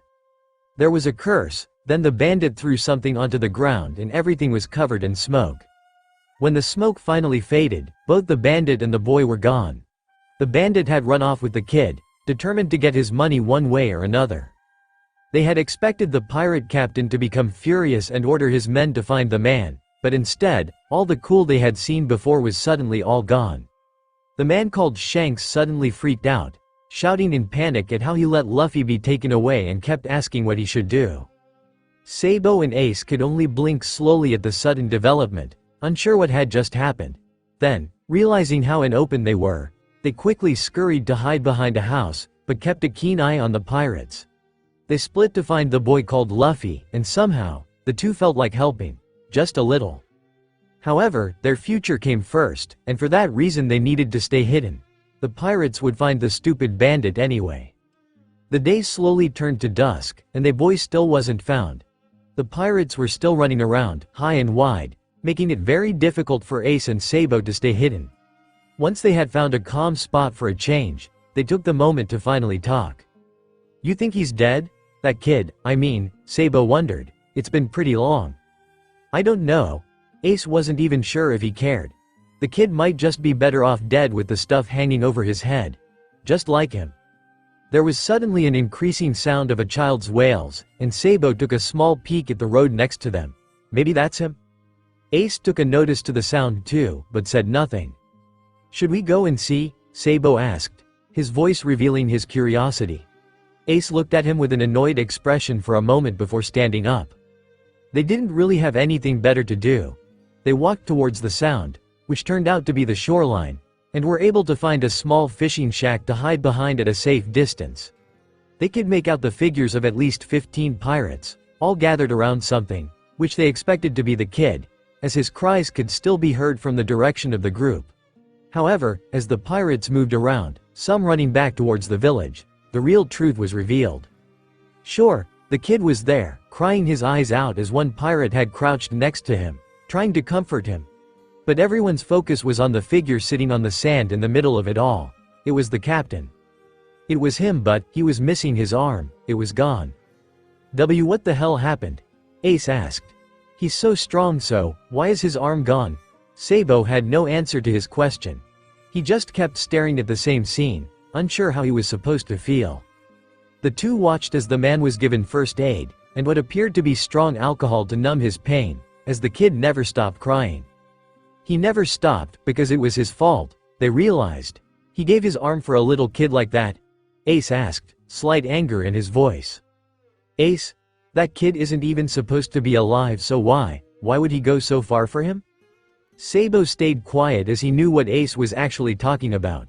He couldn't understand why anyone would protect an existence like his. A person born with sin. They watched for a very long time, and even as the sun disappeared into the horizon, having painted the sun red for long enough, they didn't move. The pirate pressed his hat on the small boy's head and asked him to come closer once he admitted he could. And after what had felt like hours, the boy's cries finally ended as he was being pressed against the man's chest again. They were all just happy that the kid was alive. The pirates helped their captain on his feet, and the two boys took it as the sign to leave. Sky turned dark by the time they had reached the edge of the village, and the day's events had turned into mere memories in their head. However, it was undeniable that something had changed in them that day. "We'll get on that ship," Ace told one again, his tone filled with a new confidence. Sabo wasn't exactly sure what was going on inside the other's head, but he felt a little relieved that their plan remained unchanged. "Yeah, we'll get there. For sure." Chapter 8: Strength and Power. A breeze softer than a child's breath glided over the blood-red village, basking in the last light of the evening. Silence had fallen over them like a soft blanket draped over them all, reminding of the peace that was soon to come with the darkness.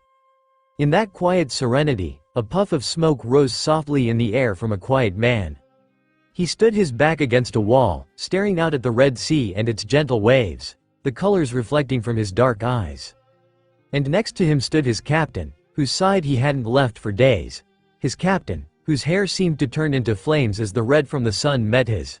His captain, who was now without his other arm. Ben had questioned it over and over again, both inside his head and audibly. Why had the man sacrificed so much? The answer was far too simple for him, and he felt hate towards himself for understanding it far too well. It was a cheap price to pay to keep him safe. But what of his own life? What would this mean for him? Ben had not had the courage to ask. He glanced at his captain and felt a surge of admiration course through him. The man's eyes showed nothing but peace and acceptance. Shanks was not a foolish man, and Ben knew the man had thought of the hardships he would come to face from now on. Yet, there was no fear in him. Ben took a drag of his cigarette and let out another puff of smoke. The sun was setting. There was a small presence behind the corner of the bar that Ben recognized. No one dangerous, he knew. Merely a curious child that they had seen before. Ben looked over to his captain to quietly question what should be done when the man moved. Nature calls, Shanks told and walked off. Ben stayed behind, musing over the fact that his captain had turned into a child magnet as he felt the small presence move to follow the man. Shanks walked up a small hill and sat down in the open to watch the sunset from a higher ground. He stretched his only arm that he still had, and reminded himself not to scratch the healing wound, although it was irritating him. He felt the child's presence nearby and decided to lay down and close his eyes. He waited patiently, letting the grass tickle his skin and the sun to warm him for a moment longer before his little friend finally made a move. The child walked closer and closer, until he was at a talking distance. Shanks opened his other eye and pretended to only now notice the child. "You're the kid from the other day," Shanks addressed the boy, making him flinch a little. "What's your business with me?" It was only to tease him when he used a strong tone to intimidate the boy a little, but it was not enough to seal his mouth. I want to know," the boy started. "Why did you protect that kid? You're strong, aren't you? Why didn't you just let him drown and die?" The words were angry, and it took a moment for Shanks to understand why. A child who had not known of love would not be able to even recognize it when he saw it. "You're talking about Luffy? You saw us then?" Shanks pushed himself up to sit and saw the child take a cautious step back. "Luffy is my friend, you see," Shanks explained. "It's only normal to want to save a friend from danger." Confusion flickered in the stormy eyes of the child. "But, you lost your arm." Shanks offered the same answer he had given to all who had questioned his actions. It was a cheap price to pay. "He's just a weak kid." "You're a pirate," the boy shouted, his words reflecting his own experiences. "Why do you care about him?" Shanks thought about the question for a moment, watching the sun disappear below the horizon to create only a thin golden belt in the distance. He thought about Luffy, the small child that had appeared in his life all of a sudden with his smiles and innocence. About how he was the only one who could keep the child safe from going back to his former life in captivity, and how he wanted to protect Luffy's dreams until he was strong enough to do it for himself. His thoughts drifted to the moment he had jumped in to rescue Luffy, and how the thoughts of his own well-being had left him completely in that moment. He would have done it for any of his friends, but Luffy was the only one who needed that protection. In the end, Shanks didn't have an answer. Who knows, there's just something in him that makes others want to help him. The child was quiet for a while. "What's with that?" he then muttered. Shanks could tell that the child wouldn't pry any longer.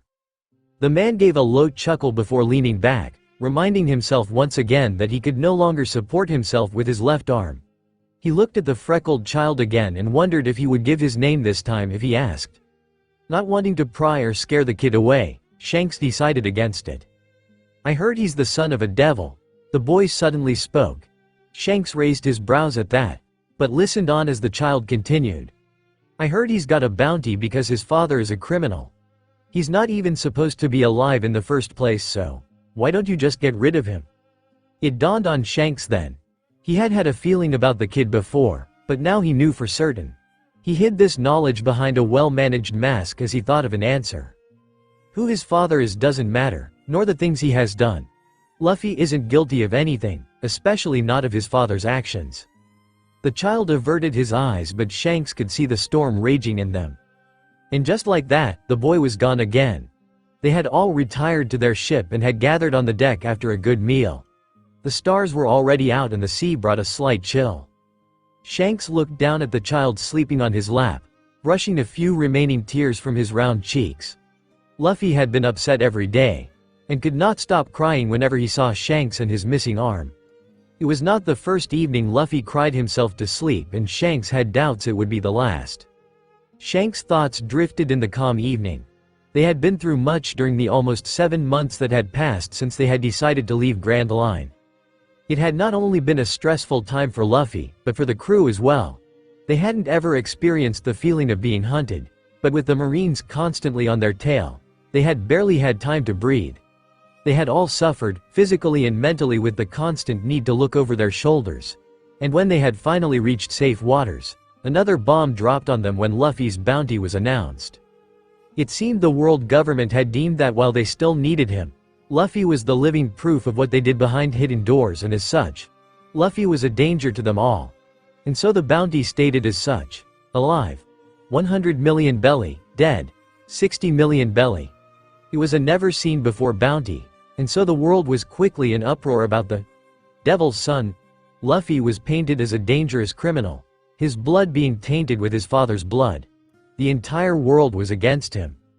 It sickened Shanks to no end that an innocent, weak child like Luffy would have to go through something like it.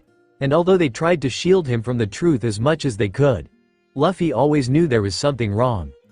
So they kept hiding away, waiting and hoping for the worst to pass, and so they found themselves in Fuchsia Village. The village had provided them shelter and a place to calm their souls after all they had gone through, and with the kind lady's help at the bar, Luffy was able to open up to a stranger the first time after coming to their ship. The days had been filled with laughter and joy, sounds Shanks had almost forgotten with how quiet the crew had grown with the weariness weighting them down. Shanks looked up as a blanket was gently drawn over Luffy's sleeping figure and saw one of his most trusted crew members. Usopp looked down at Luffy with such soft eyes that Shanks could hardly recognize the man. He thanked the man with a nod and followed him with his gaze as Usopp sat down next to him. PP said, "Yeah, makes me think of my own boy." Shanks didn't say anything, just watching his friend go through his memories. Probably grown up a lot. I only saw I am when he was a baby. Ever wish you had chosen differently? Shanks asked, knowing that the man would understand what he meant. Usopp shook his head. Nah, I was meant to be a pirate. This is the life for me. Shanks nodded and stroked Luffy's hair. You'll get over it, eventually. Shanks had to meet Usopp's eyes to know what he meant. I'm sure you will. It's just hard for Luffy to see me like this when he thinks it's his fault somehow. Usopp was silent for a while. You know, it's not just him. Shanks shifted his gaze to Usopp. It's hard for all of us, the sniper explained, his eyes hard. There are people who don't know if you're still fit to be a captain. Shanks felt a rush of emotions go through him which he didn't have a chance to hide. Usopp lifted his hands as if to defend himself. Not talking about all of us. Just saying that you might want to talk to the fellows to show them that things haven't changed. I'll talk to them later. There was a small moment of silence between them before Usopp excused himself to join the others across the deck. Shanks' attention was drawn to the child on his lap as Luffy shifted himself to a more comfortable position. Shanks readjusted the blanket again and listened to the soft mumbles before Ben joined him. Evening, Captain, the man greeted and offered Shanks a drink. Shanks thanked him and took a sip of the ale. How's the arm? Shanks stared down at the liquid in his cup.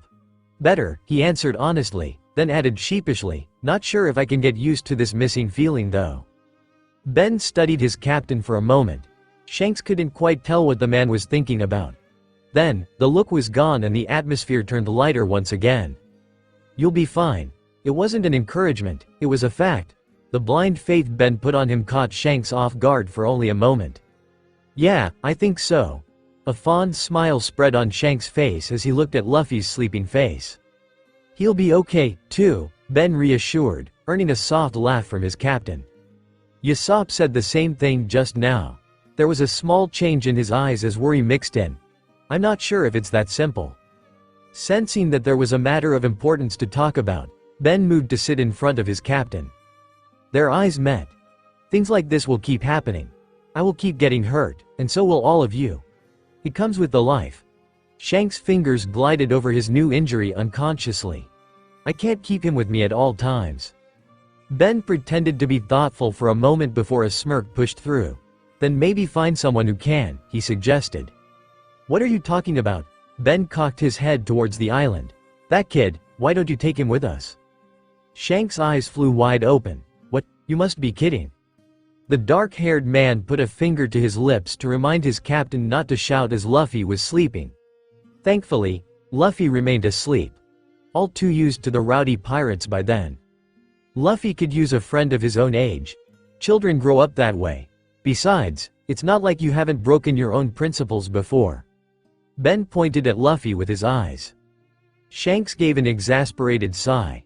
That and this are different. He pinched the bridge of his nose and took a breath to calm himself. I can't risk another kid's life. It's hard enough to have Luffy's life on my shoulders. Ben shrugged and waved his hand. Whatever you say, Captain. However, Ben knew he had succeeded in planting a seed in the man's mind as he saw the troubled look on his face. Ben wasn't a cruel man. He knew that he wouldn't be responsible for taking a child from his home and dragging him with them to the sea. He had seen the boy's eyes. He didn't have a safe place to return to. It was obvious what kind of life he was living. His senses were sharp and his clothes were dirty. It was safe to say that he had to provide for himself to survive. And for a child to go through that. The boy was far from being a child anymore. He was strong, and knew what he wanted. A better life. What harm could be done if they gave him a little taste of his dream? His skin hurt all over. From underneath his bandages, angry red skin peeked out, never letting Ace forget about the fire he had just come out of. That, and the constant pain he felt as he ran through the trees, the slightest touch of the branches and greenery flaring up another burnt area. He felt like keeling over. His injuries needed to heal. The screaming pain was enough for him to know that much, but stopping wasn't an option. He would push through, Ace told himself. He needed to. He silently cursed himself for what he was about to do. How it all came to this, he wasn't sure, but his messed up head seemed to find an even more messed up solution to it all. Ace felt like laughing. For the first time in his life, he desperately wanted something, or more like, wanted something back. The first person who had made life bearable. The first person who had made it all a little more worthwhile. The first person who had seen him for who he is. Damn it all. Ace roared into the forest. He couldn't stop his tears. He kept running until his bare feet bled. His shoes hadn't been in the state to be ever worn again, and until his lungs couldn't take in any more air. Only then he stopped. Only when he could see that ship again. In that darkness right before dawn he sucked in the air, and shouted with all his remaining strength. Hey, pirate! I need your help. His small body was thankfully able to produce a loud enough sound to awaken the sleeping pirates. And soon tired faces appeared on the deck to see what the shouting was about. It was only when the pirate that had been on the watch dropped down on the deck and stared at Ace with a sharp, hawk-like gaze, that Ace felt a cold run down his spine. His adrenaline was starting to dissipate and only now could he realize who he was talking to again. These men were seriously strong. He stood no chance against them. He swallowed hard and stood his ground, reminding himself why he was there.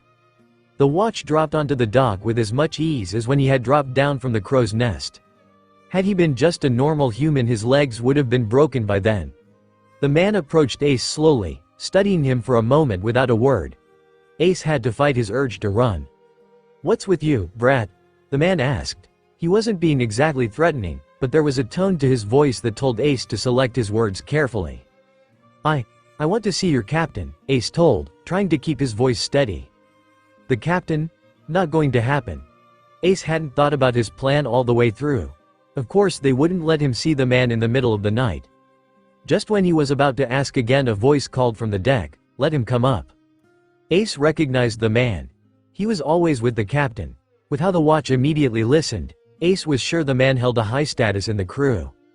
He was guided up to the deck and there, taken to the side to avoid the curious eyes of the other crew members. The dark-haired man dismissed the watch and turned to Ace. "So, what are you doing here in the middle of the night?" The words were sharp, but somehow Ace felt more safe with this man. He couldn't see him murdering children without a reason. "I need to see your captain," Ace repeated.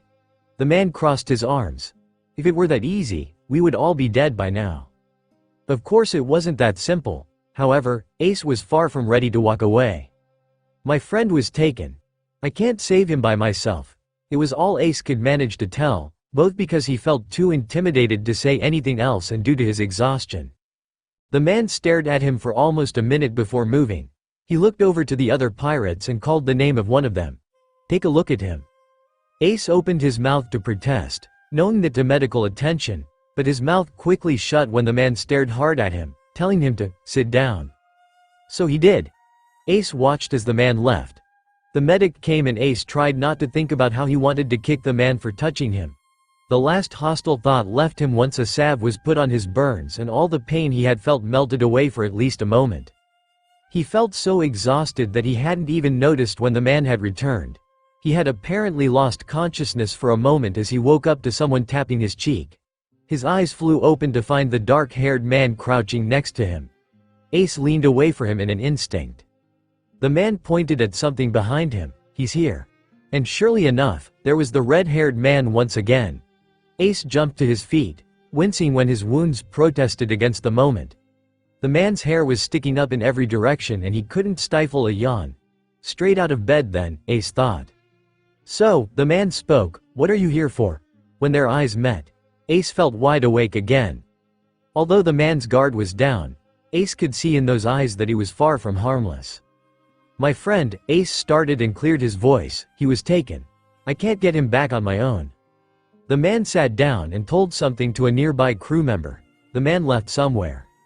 "Taken where?" "The high town." "By whom?" "The nobles." The man's eyes narrowed. "By the nobles? What do they want with him?" "They're his parents. So he's the son of a noble who was taken back home." Ace gritted his teeth. It sounded completely wrong. Yes, he wanted to argue, but he felt a pressure not to say anything unnecessary. The man who had went to fetch something earlier returned with 3 cups. He offered 2 for the man before giving 1 to Ace. He took it and smelled the liquid inside. Odorless. "Water?" Ace looked up at the red-haired captain and couldn't deny that he jumped a little when a pair of big eyes appeared behind the man, peeking at him curiously. He hadn't even noticed the kid was there. The man offered the boy a cup and brushed his hair as the boy drank. Ace stared at the 2 intently as he dared to follow the boy's lead and drink. The captain's eyes drifted back to him again. Doesn't sound like he's in danger. Ace almost felt angry before he saw that it wasn't anything but a statement.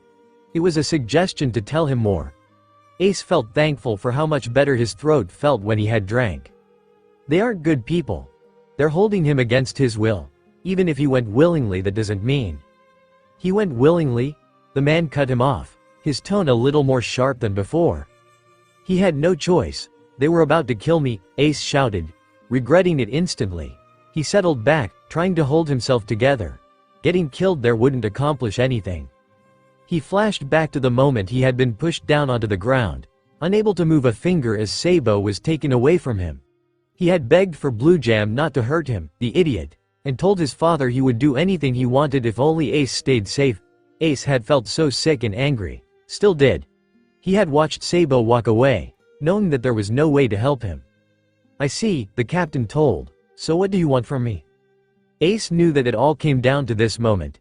He had to do his best or there was no way Sabo would ever be free again. He realized that he had never realized how much was at stake until that moment. He felt angry at himself when he felt tears rising again as he thought about his friend, his only friend, and he threw his head to the floor both to hide them and to beg. Pride be damned. "Please help him. I'm too weak," he sobbed. He Sabo only wanted to be free. "I can't live with knowing that I'm the reason he can never become a pirate. While I'm here, that he's stuck in that hell." Ace couldn't talk any longer. He pushed his lips together and willed himself to stop being so pathetic. From where he was, he couldn't see the captain's troubled look. Even if you say that, they're still his parents.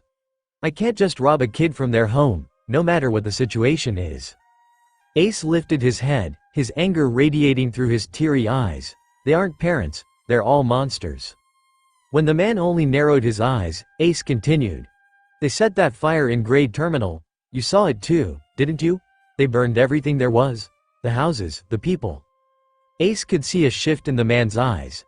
I did see that fire, the man told, but I don't have any knowledge of what happened there. Tell me everything. And so Ace did. He dried his eyes and explained how after Sabo had been taken, he had helped to carry cargo to Grade Terminal in exchange of his freedom. He told that it had been later revealed to him that the cargo contained oil and gunpowder, and that the nobles had tricked them all. That they wanted to burn all the trash that was Grade Terminal. Ace told that there were people living there in the midst of all trash, salvaging what they could to live, and that he had listened to their screams as they were trapped in the sea of fire. The man listened to him quietly, but Ace could tell he was angry, although he concealed it well. And that's why I'm here, so that he doesn't have to live with those disgusting people. The man sank back a little. Ace watched as the big-eyed kid sneaked under the man's arm to give him a hug. The man's features relaxed and a smile rose to his lips when he watched the kid. He lifted the boy to his lap easily despite his injury and made sure he was sat there comfortably. Ace's eyes met with the boy's for a brief moment, but Ace averted his eyes from him quickly. Something about him rubbed Ace the wrong way. I want to help you, the man started, making Ace sit up straight.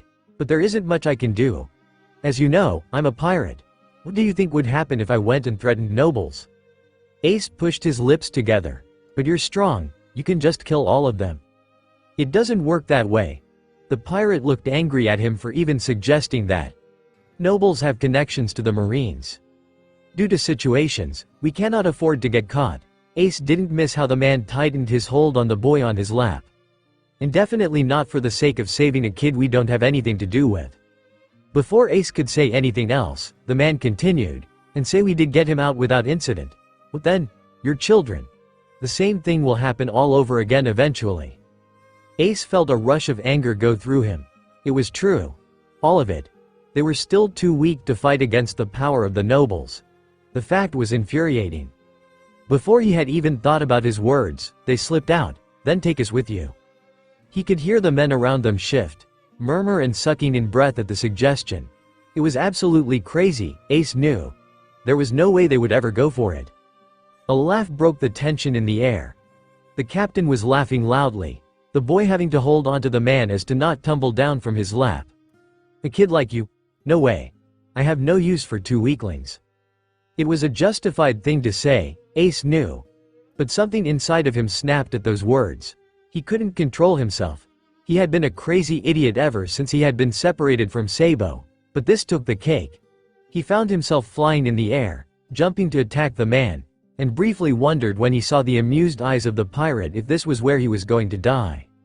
The next moment he found himself on the floor, face to face with the dark-haired man. In a split second he had thrown Ace onto the ground and had a hand around his throat. It was only a warning. The grip was loose, but it was enough to scare the hell out of Ace. The man had been too far. Ace had seen him leaning against the railing. He had moved way too quickly to follow. Had enough? We will take you on anytime, the captain told.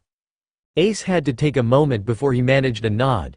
The hand was removed, but the dark-haired man stayed right next to High where he was. Ace thought bitterly, he was nowhere strong enough to lift a finger to do anything. Ace stared at his feet as he sat up. This was it. He screwed up everything. Now he would not only lose Sabo but his life as well. He missed the way the boy on the captain's lap stared at him and the way he looked up at the red-haired man pleadingly. He also missed the silent conversation the captain had with his first mate, and how the dark-haired man raised his brows and shrugged. What he didn't miss was how the red-haired man gave a deep sigh in defeat. He lifted his head, not sure what to expect. All right, I will give you a chance, certainly not that. What? Ace asked, not following with the sudden development. Find me an opening for me when we can get him out without drawing too much attention. We'll drop you off here once it's safe.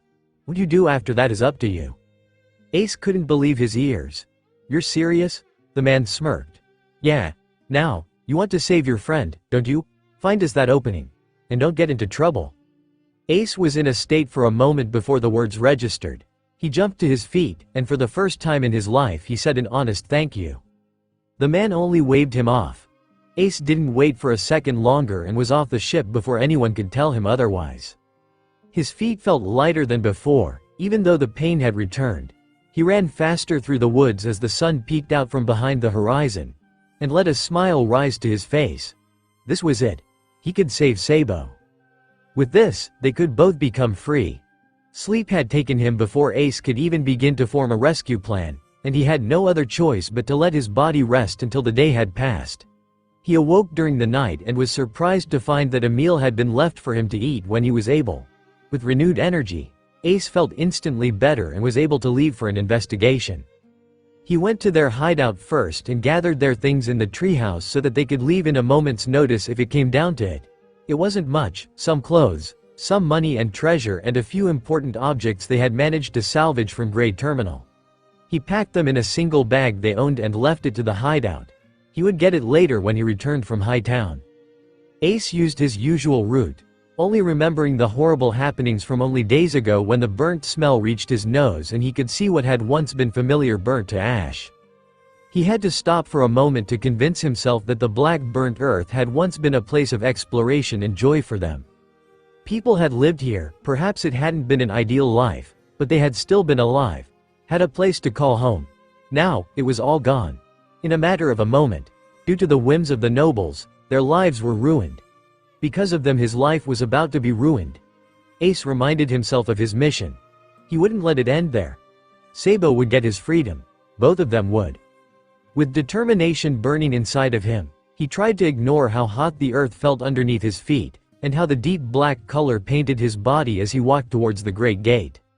It hadn't been easy, but Ace did manage to slip inside Edgetown when the gate was used briefly. With the night falling it was easy to hide in the empty streets, and so getting closer to the Hightown wasn't a real problem. The problem was getting into Hightown. With the high walls and a well-guarded single gate, getting in was proving to be impossible. Ace knew that he would never pass for a noble, and not even he was as agile as to be able to climb the wall. He spent a good 4 hours trying to find a loose brick or anything he could use, but it was proving to be quite useless. He had already thought about some crazy ideas how he might get in, but he knew that the pirate wouldn't help if it brought attention. So, Ace decided to find an opening elsewhere. If only he could find a way to get a message to Sabo, there was a chance. If Sabo could distract his parents for just a moment, they could get far enough for the pirates to help them. It wasn't the best plan, but it was all he had. However, that changed when he stuck around until morning came. The day's news was circulated by newspapers, but also by flyers that were thrown around. Ace picked one up and saw what the fuss was all about. He read the title, but could not understand what it meant.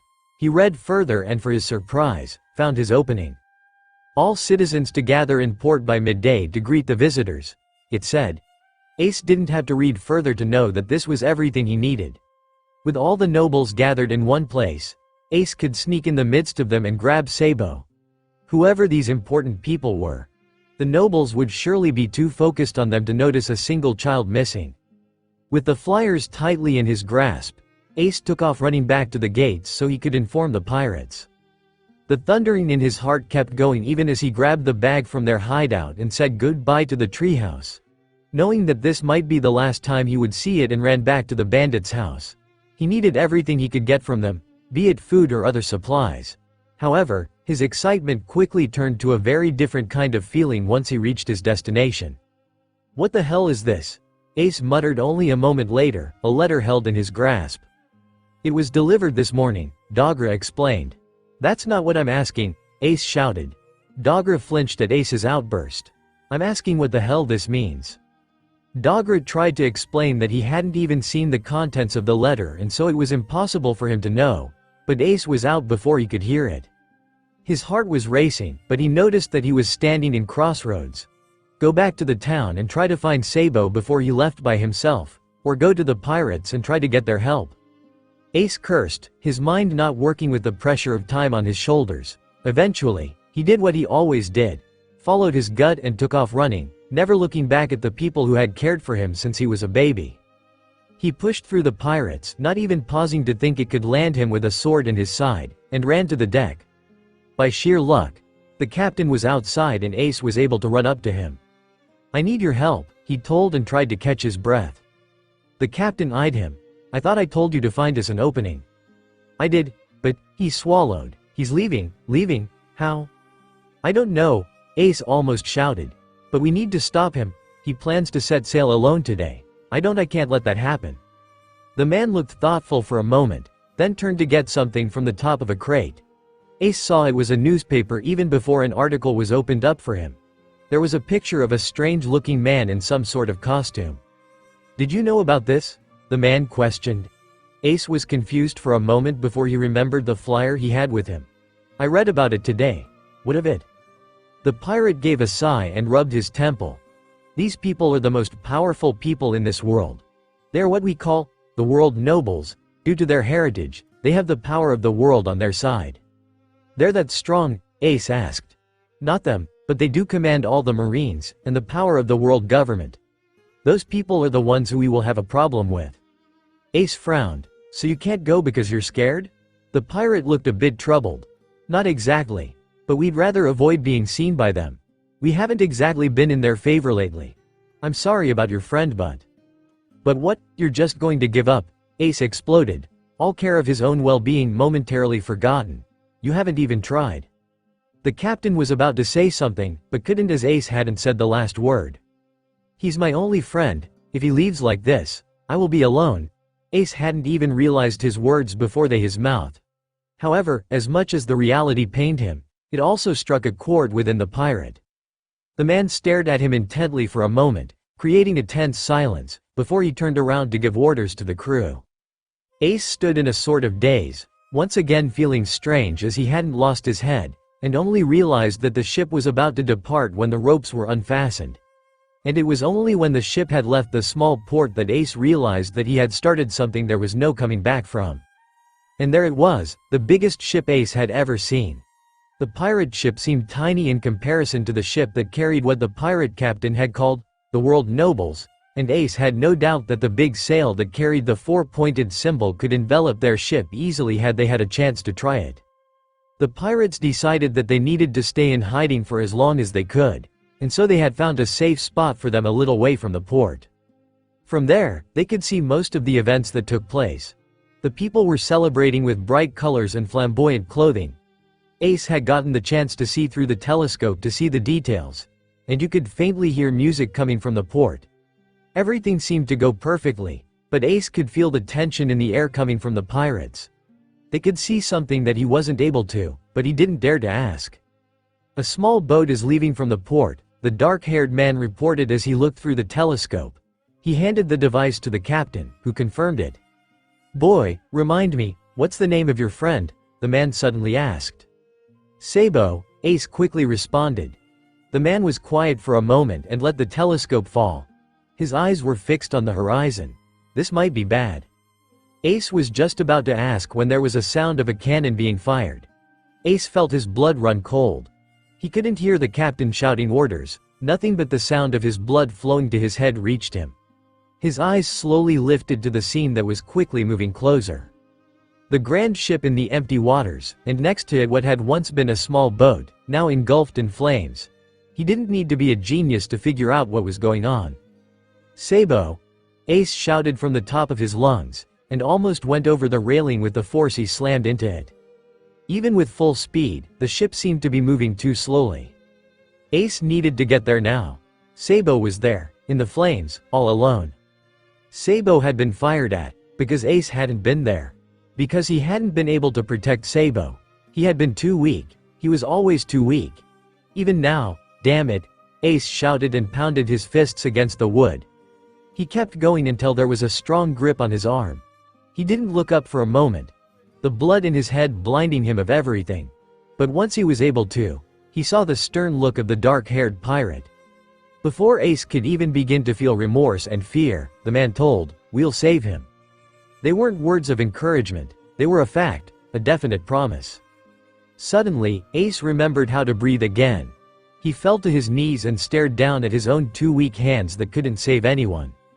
Once he had given the order, there was no going back.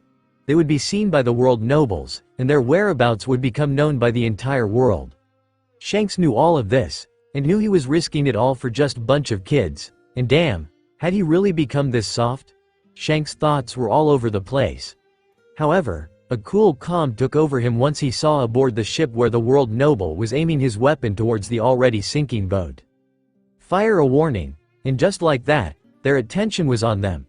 The world noble was furious at them, Shanks could tell, but before they could take any action towards their much smaller vessel, they had already succeeded in making a wall between the small boat and the noble's ship.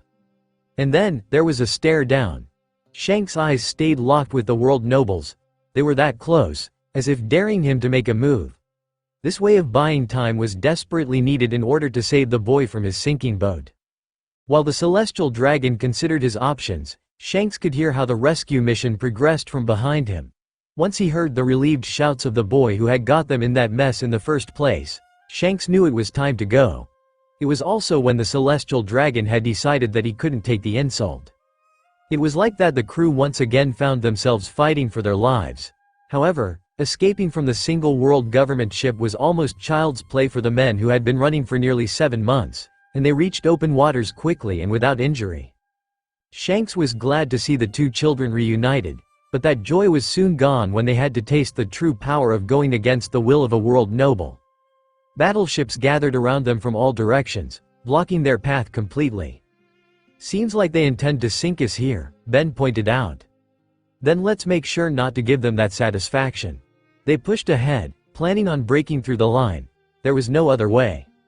It was just when they were preparing to fire the cannons that something changed. Although they were far from Grand Line, the weather took a sudden change for the worst.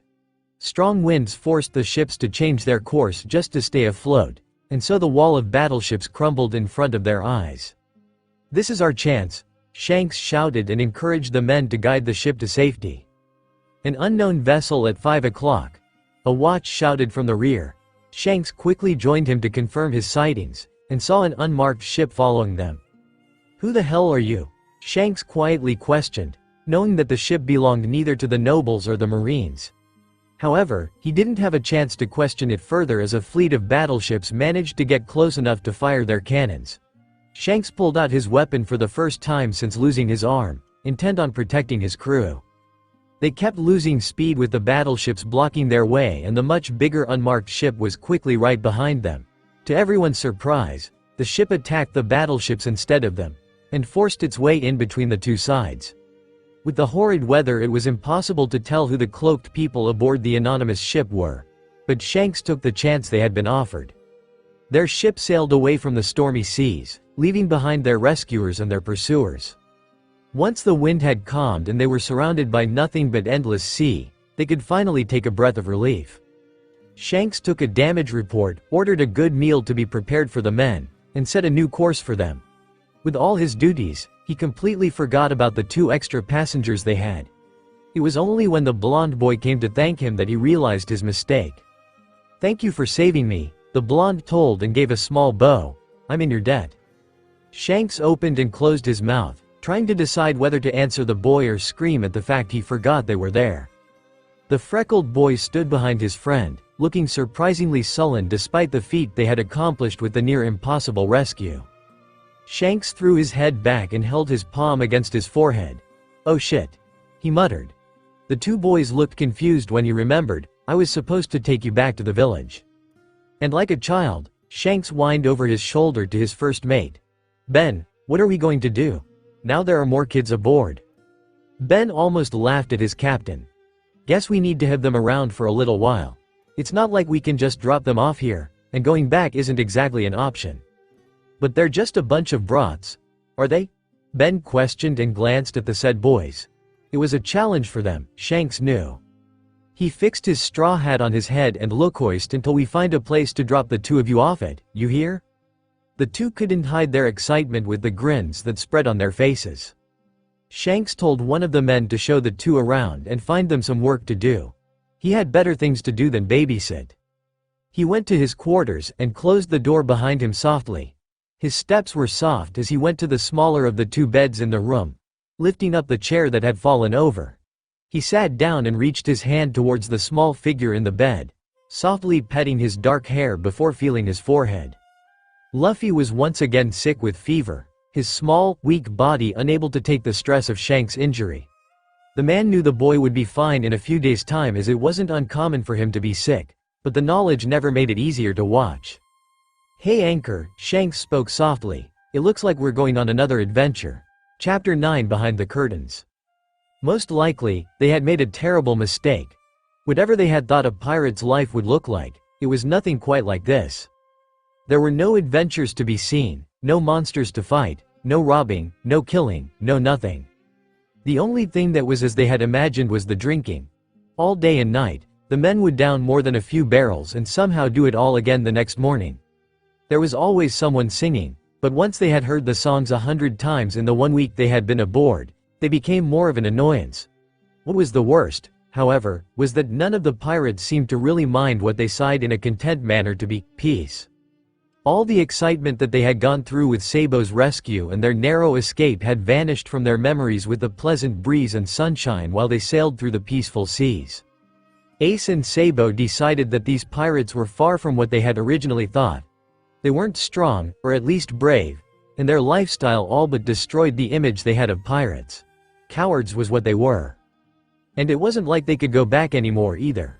In the middle of the ocean, there was little they could do but wait for the next island to appear.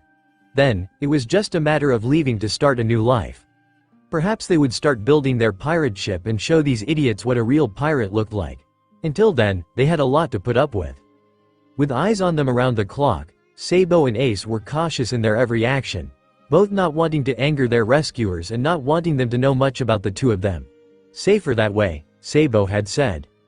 However, more than the waiting and crappy singing, something else entirely was testing their level of patience. "Nay, what's your name?" Ace swore that he was going to lose his mind every time the kid spoke. "Those googles are so cool, can I try them on?" It was far easier to say, "Let's just ignore him," than actually do it. There had to be a limit to how long he could hold himself back. Ace had never been the patient type, but he knew that if he killed this annoying idiot now, he wouldn't live to see another day either. "Are you guys pirates? You don't look like pirates." But god damn, he was about to lose it. They kept walking around the deck, but the kid didn't leave them alone for a second. If he would say another word. Hey, shut up, you bastard," he screamed. The kid behind him froze and stared at him with wide eyes. "Ace," Sabo warned, and the red he saw cleared just enough for Ace to see what his outburst had caused. Everyone on the deck was staring at them. Not wanting to lose his head quite yet, Ace pushed his anger down. He clicked his tongue in annoyance and glared at the kid, trying to scare him. "Let's go, Sabo." The kid behind them took a step to follow them, and Ace lost it for a moment again. "Don't follow us," he shouted at the kid, who just kept staring at the two of them with his impossibly big eyes. Something about the kid seriously rubbed him the wrong way. The kid had been following them for 2 days straight without leaving them alone for even a moment. It was seriously testing their limits. So many times Ace had just wanted to kick the kid off the ship, but Sabo had been smart enough to stop him each time. The kid, Luffy, was a small mystery for them. Not only his existence itself, as he was far too harmless to cause for the world to hunt and kill him, he kept tripping over his own legs, for God's sake, but also his existence on the pirate ship. The captain was clearly not that interested in having kids aboard. Ace still remembered how they had killed the bandits in cold blood, as they were weak and would potentially cause them trouble. Yet there they were, 3 kids aboard their ship. It all made little sense to them, but seeing how comfortably the kid clung onto the captain's leg as he walked across the deck, they knew there had to be some reason. Something they just hadn't understood yet. They had no idea how wrong they had been. Out of that dull shell of a life as a pirate, something exploded out with such force it threw them off their feet and made their hearts almost beat out of their chests. This happened only 2 days after they were giving up on all they believed in and were just about ready to try to swim to some non-existent shore. Boredom was deadly. It was out of blue that there was a sort of tremor which passed after a few minutes, but it caused the atmosphere to change instantly on the ship. In only those few moments, all those men who they had thought to only be hopeless drunks transformed into the pirates they had seen in the village. They stood up tall and a power started to radiate from them that made Ace and Sabo feel as if they had shrunk in size. They felt tiny in comparison to whatever these men possessed. However, there was a strange atmosphere of ease. Something was about to happen, but the men were smiling. The two of them could only stare in wonder as the captain stood from his spot and walked to the edge of the deck. The power that he seemed to radiate was far more intimidating than anything they had felt before. And they realized that they had been wrong about them. No, they had just forgotten. These people were pirates. And there was the kid again. Oblivious to what the two of them were experiencing, he skipped after the captain with no worries on his mind. Their eyes met for a brief moment and the boy almost seemed to give a knowing smile.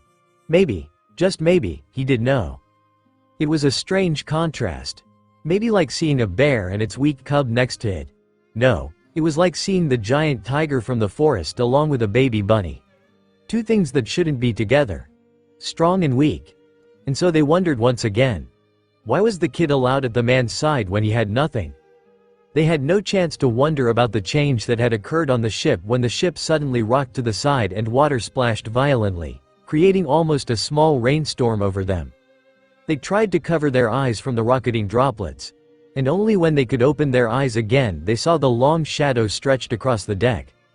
Their eyes quickly found the source when a strange creature stood as tall as their mast, staring right at them, its red eyes fixed on all of them. A sea king, huh? Did you get lost, coming all the way here? Shanks questioned the monster that let out a strange, deep grumbling noise. For a second, the creature seemed to think about something, then jerked its head up and let out a kind of scream. Sorry, but we need to get past, the man said to the monster, but it didn't seem to like the idea as it suddenly opened its jaws and lunged towards the captain, clearly planning to eat him. Again, the dark-haired man, Ben, was there, his weapons blocking the creature's enormous teeth from reaching his captain. Shanks hadn't even flinched. Luffy was still there as well, hiding slightly behind the red-haired man's leg but was staring at the monster in a sort of awe. Shanks, it's a sea king, Luffy suddenly shouted, looking very proud of his discovery. Yes, it's a sea king all right, Shanks confirmed. Wanna go beat it up? Luffy's eyes almost seemed to sparkle and he jumped out of hiding. He nodded furiously. Can I? He asked and couldn't stop jumping around. Shanks grabbed the kid under his arm and without giving an answer, he kicked off the ship and jumped all the way above the creature's head. Ace and Sabo had no idea they hadn't even seen everything yet.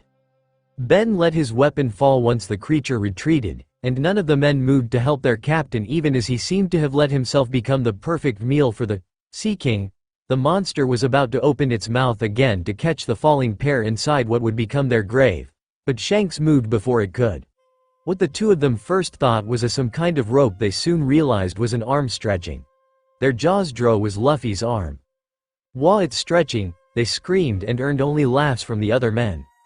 The arm went straight towards the creature's mouth but somehow managed to find its nose where it grabbed hold. Then, the two of them were flying towards the thing with impossible speed. In all that, the two missed the part where Luffy was flung onto Shanks' back and what they saw was a blade being pulled out. That sword hit its target straight between the eyes with the speed of a rocket, and the thing was dead in a split second. The excitement being too much for him, Sabo fell to his knees and could only stare, like Ace, at the two figures that almost seemed to fly in the air. Luffy! Ben shouted and extended his arm out towards the two. Soon, although it was completely unnatural, a small hand appeared in his, and the man held on even as the two flung towards them like a cannonball. Barely evading the impact, the man stepped aside as Shanks and Luffy were heading towards the other end of the ship. The red-haired man somehow managed to land on his feet and kept his balance as he skidded across more than a few floorboards. Eventually stopping, Luffy fell on the ground and almost seemed to bounce when laughter erupted from him. That was awesome. Shanks chuckled, in a carefree manner that didn't match the sight behind them where the creature finally slumped back into the ocean, creating another splash of water that rained down on them. Get any stronger than this and I won't be able to stick the landing, anchor, the man told the boy, who seemed more than pleased with the comment. So how was it? My attack, the boy asked excitedly. Needs more practice, Shanks teased. Ace and Sabo couldn't move after such events happening too quickly. Keeping their head together already took enough of their brainpower. They stared as Luffy argued with the captain, the man humoring the kid along with his first mate, as some men were looking to see where the Sea King had gone under. It was a bizarre thing to witness. Ace, Sabo managed. Who are these people? But Ace had no answer. There was quite little two boys could do on a small, cramped ship surrounded by rowdy adults who they had no interest in befriending. Even so, it was one of Shanks' favorite pastimes to watch the two fight the impending boredom by various means. He always sat somewhere afar, just looking from the shadows and never getting involved with anything that they did. He liked to observe the two of them and learned much about their life before in that way. When they had finally become a usual sight on the ship and no one paid that much attention to them, that's when they struck. They were so subtle with their movements that none of the men had noticed what was going on. They would casually walk around the deck, talking in toned-down voices, and on the outside it seemed there was nothing out of the ordinary. However, Shanks' trained eyes quickly saw the truth. The kids were stealing from others. It was beyond amusing. Ben had warned not to let it get out of hand, and reminded that not everyone was willing to be so lenient on the two of them. Shanks, however, couldn't help himself. He let it all go and watched as every day the same thing repeated in one shape or another. Until they found something else to do. Shanks ignored the fact that the two had taken 2 long iron bars from somewhere without permission and watched as the two sparred with each other with fervor, neither giving an inch. To all of them it looked a tad bit clumsy and inexperienced, yet there was something pure with the way they fought that created sparks of excitement everywhere in the air, calling an audience around them. Soon, there was a crowd of men cheering them on and betting on the winner, only further spurring the two on. Shanks saw, perhaps for the first time, how Ace's expression changed a little. The cautious fear that he had tried to hide so well melted away and Shanks could swear he saw the boy's lips twitch into a tiny smirk, if only for a moment. "Was this a part of your plan?" Ben asked. He too had decided not to get involved and stayed on the sidelines for the match. "No, this is all they're doing." Luffy sat perched on a railing in front of him overseeing the deck below, and even through the back of his head Shanks could tell how his eyes were almost sparkling with excitement. He could hardly stay still and his small frame shook with that feeling rushing through him. He once again mused about the fact that his role as a captain had taken a whole new face, as now he was not only a leader but also a guardian. Sparring was strictly forbidden on the ship. Had been, at least. Then again, how much damage could such small hands do anyway? Just as that thought crossed his mind, Ace roared in frustration as Sabo kept evading all his swings and he jumped up, planning to catch the blonde from above. This gave the other plenty of time to dodge, leaving Ace's metal bar connecting against the floorboards, which, surprisingly, couldn't take the impact as well as they thought. The boards cracked and groaned, leaving splinters everywhere and a big, round dent on the floor. Everything stopped.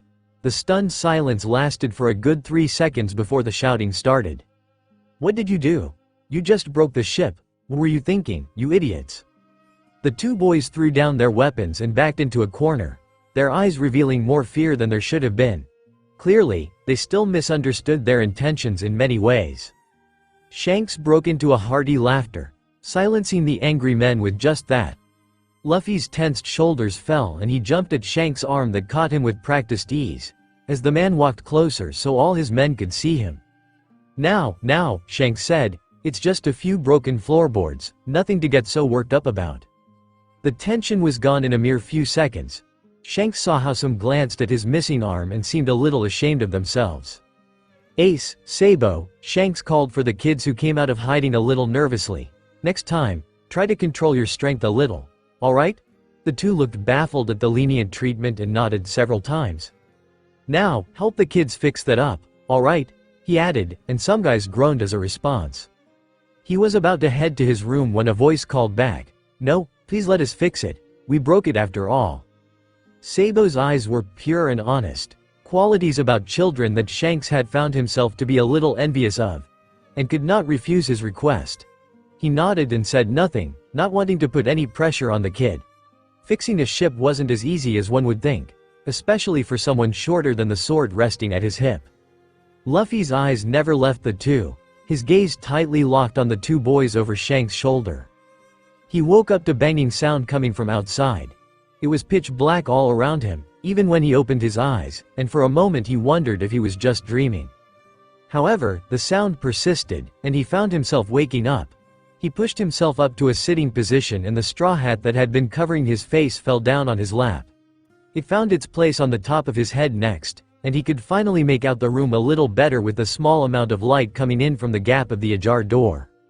Shanks realized a little more slowly than he hoped that the door was supposed to be closed in the middle of the night and that the blanket on Luffy's bed should only have been resting so flatly against the mattress if there was a small bundle nestled next to him.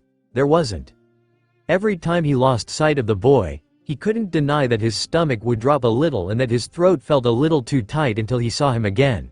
For his defense, the boy was the master of getting into trouble.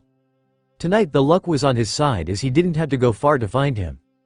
He was right outside, sitting under the moonlit sky, staring at the deck below. Shanks approached him quietly and crouched behind him to see what the boy saw was the two boys. They really were planning on fixing the ship by themselves.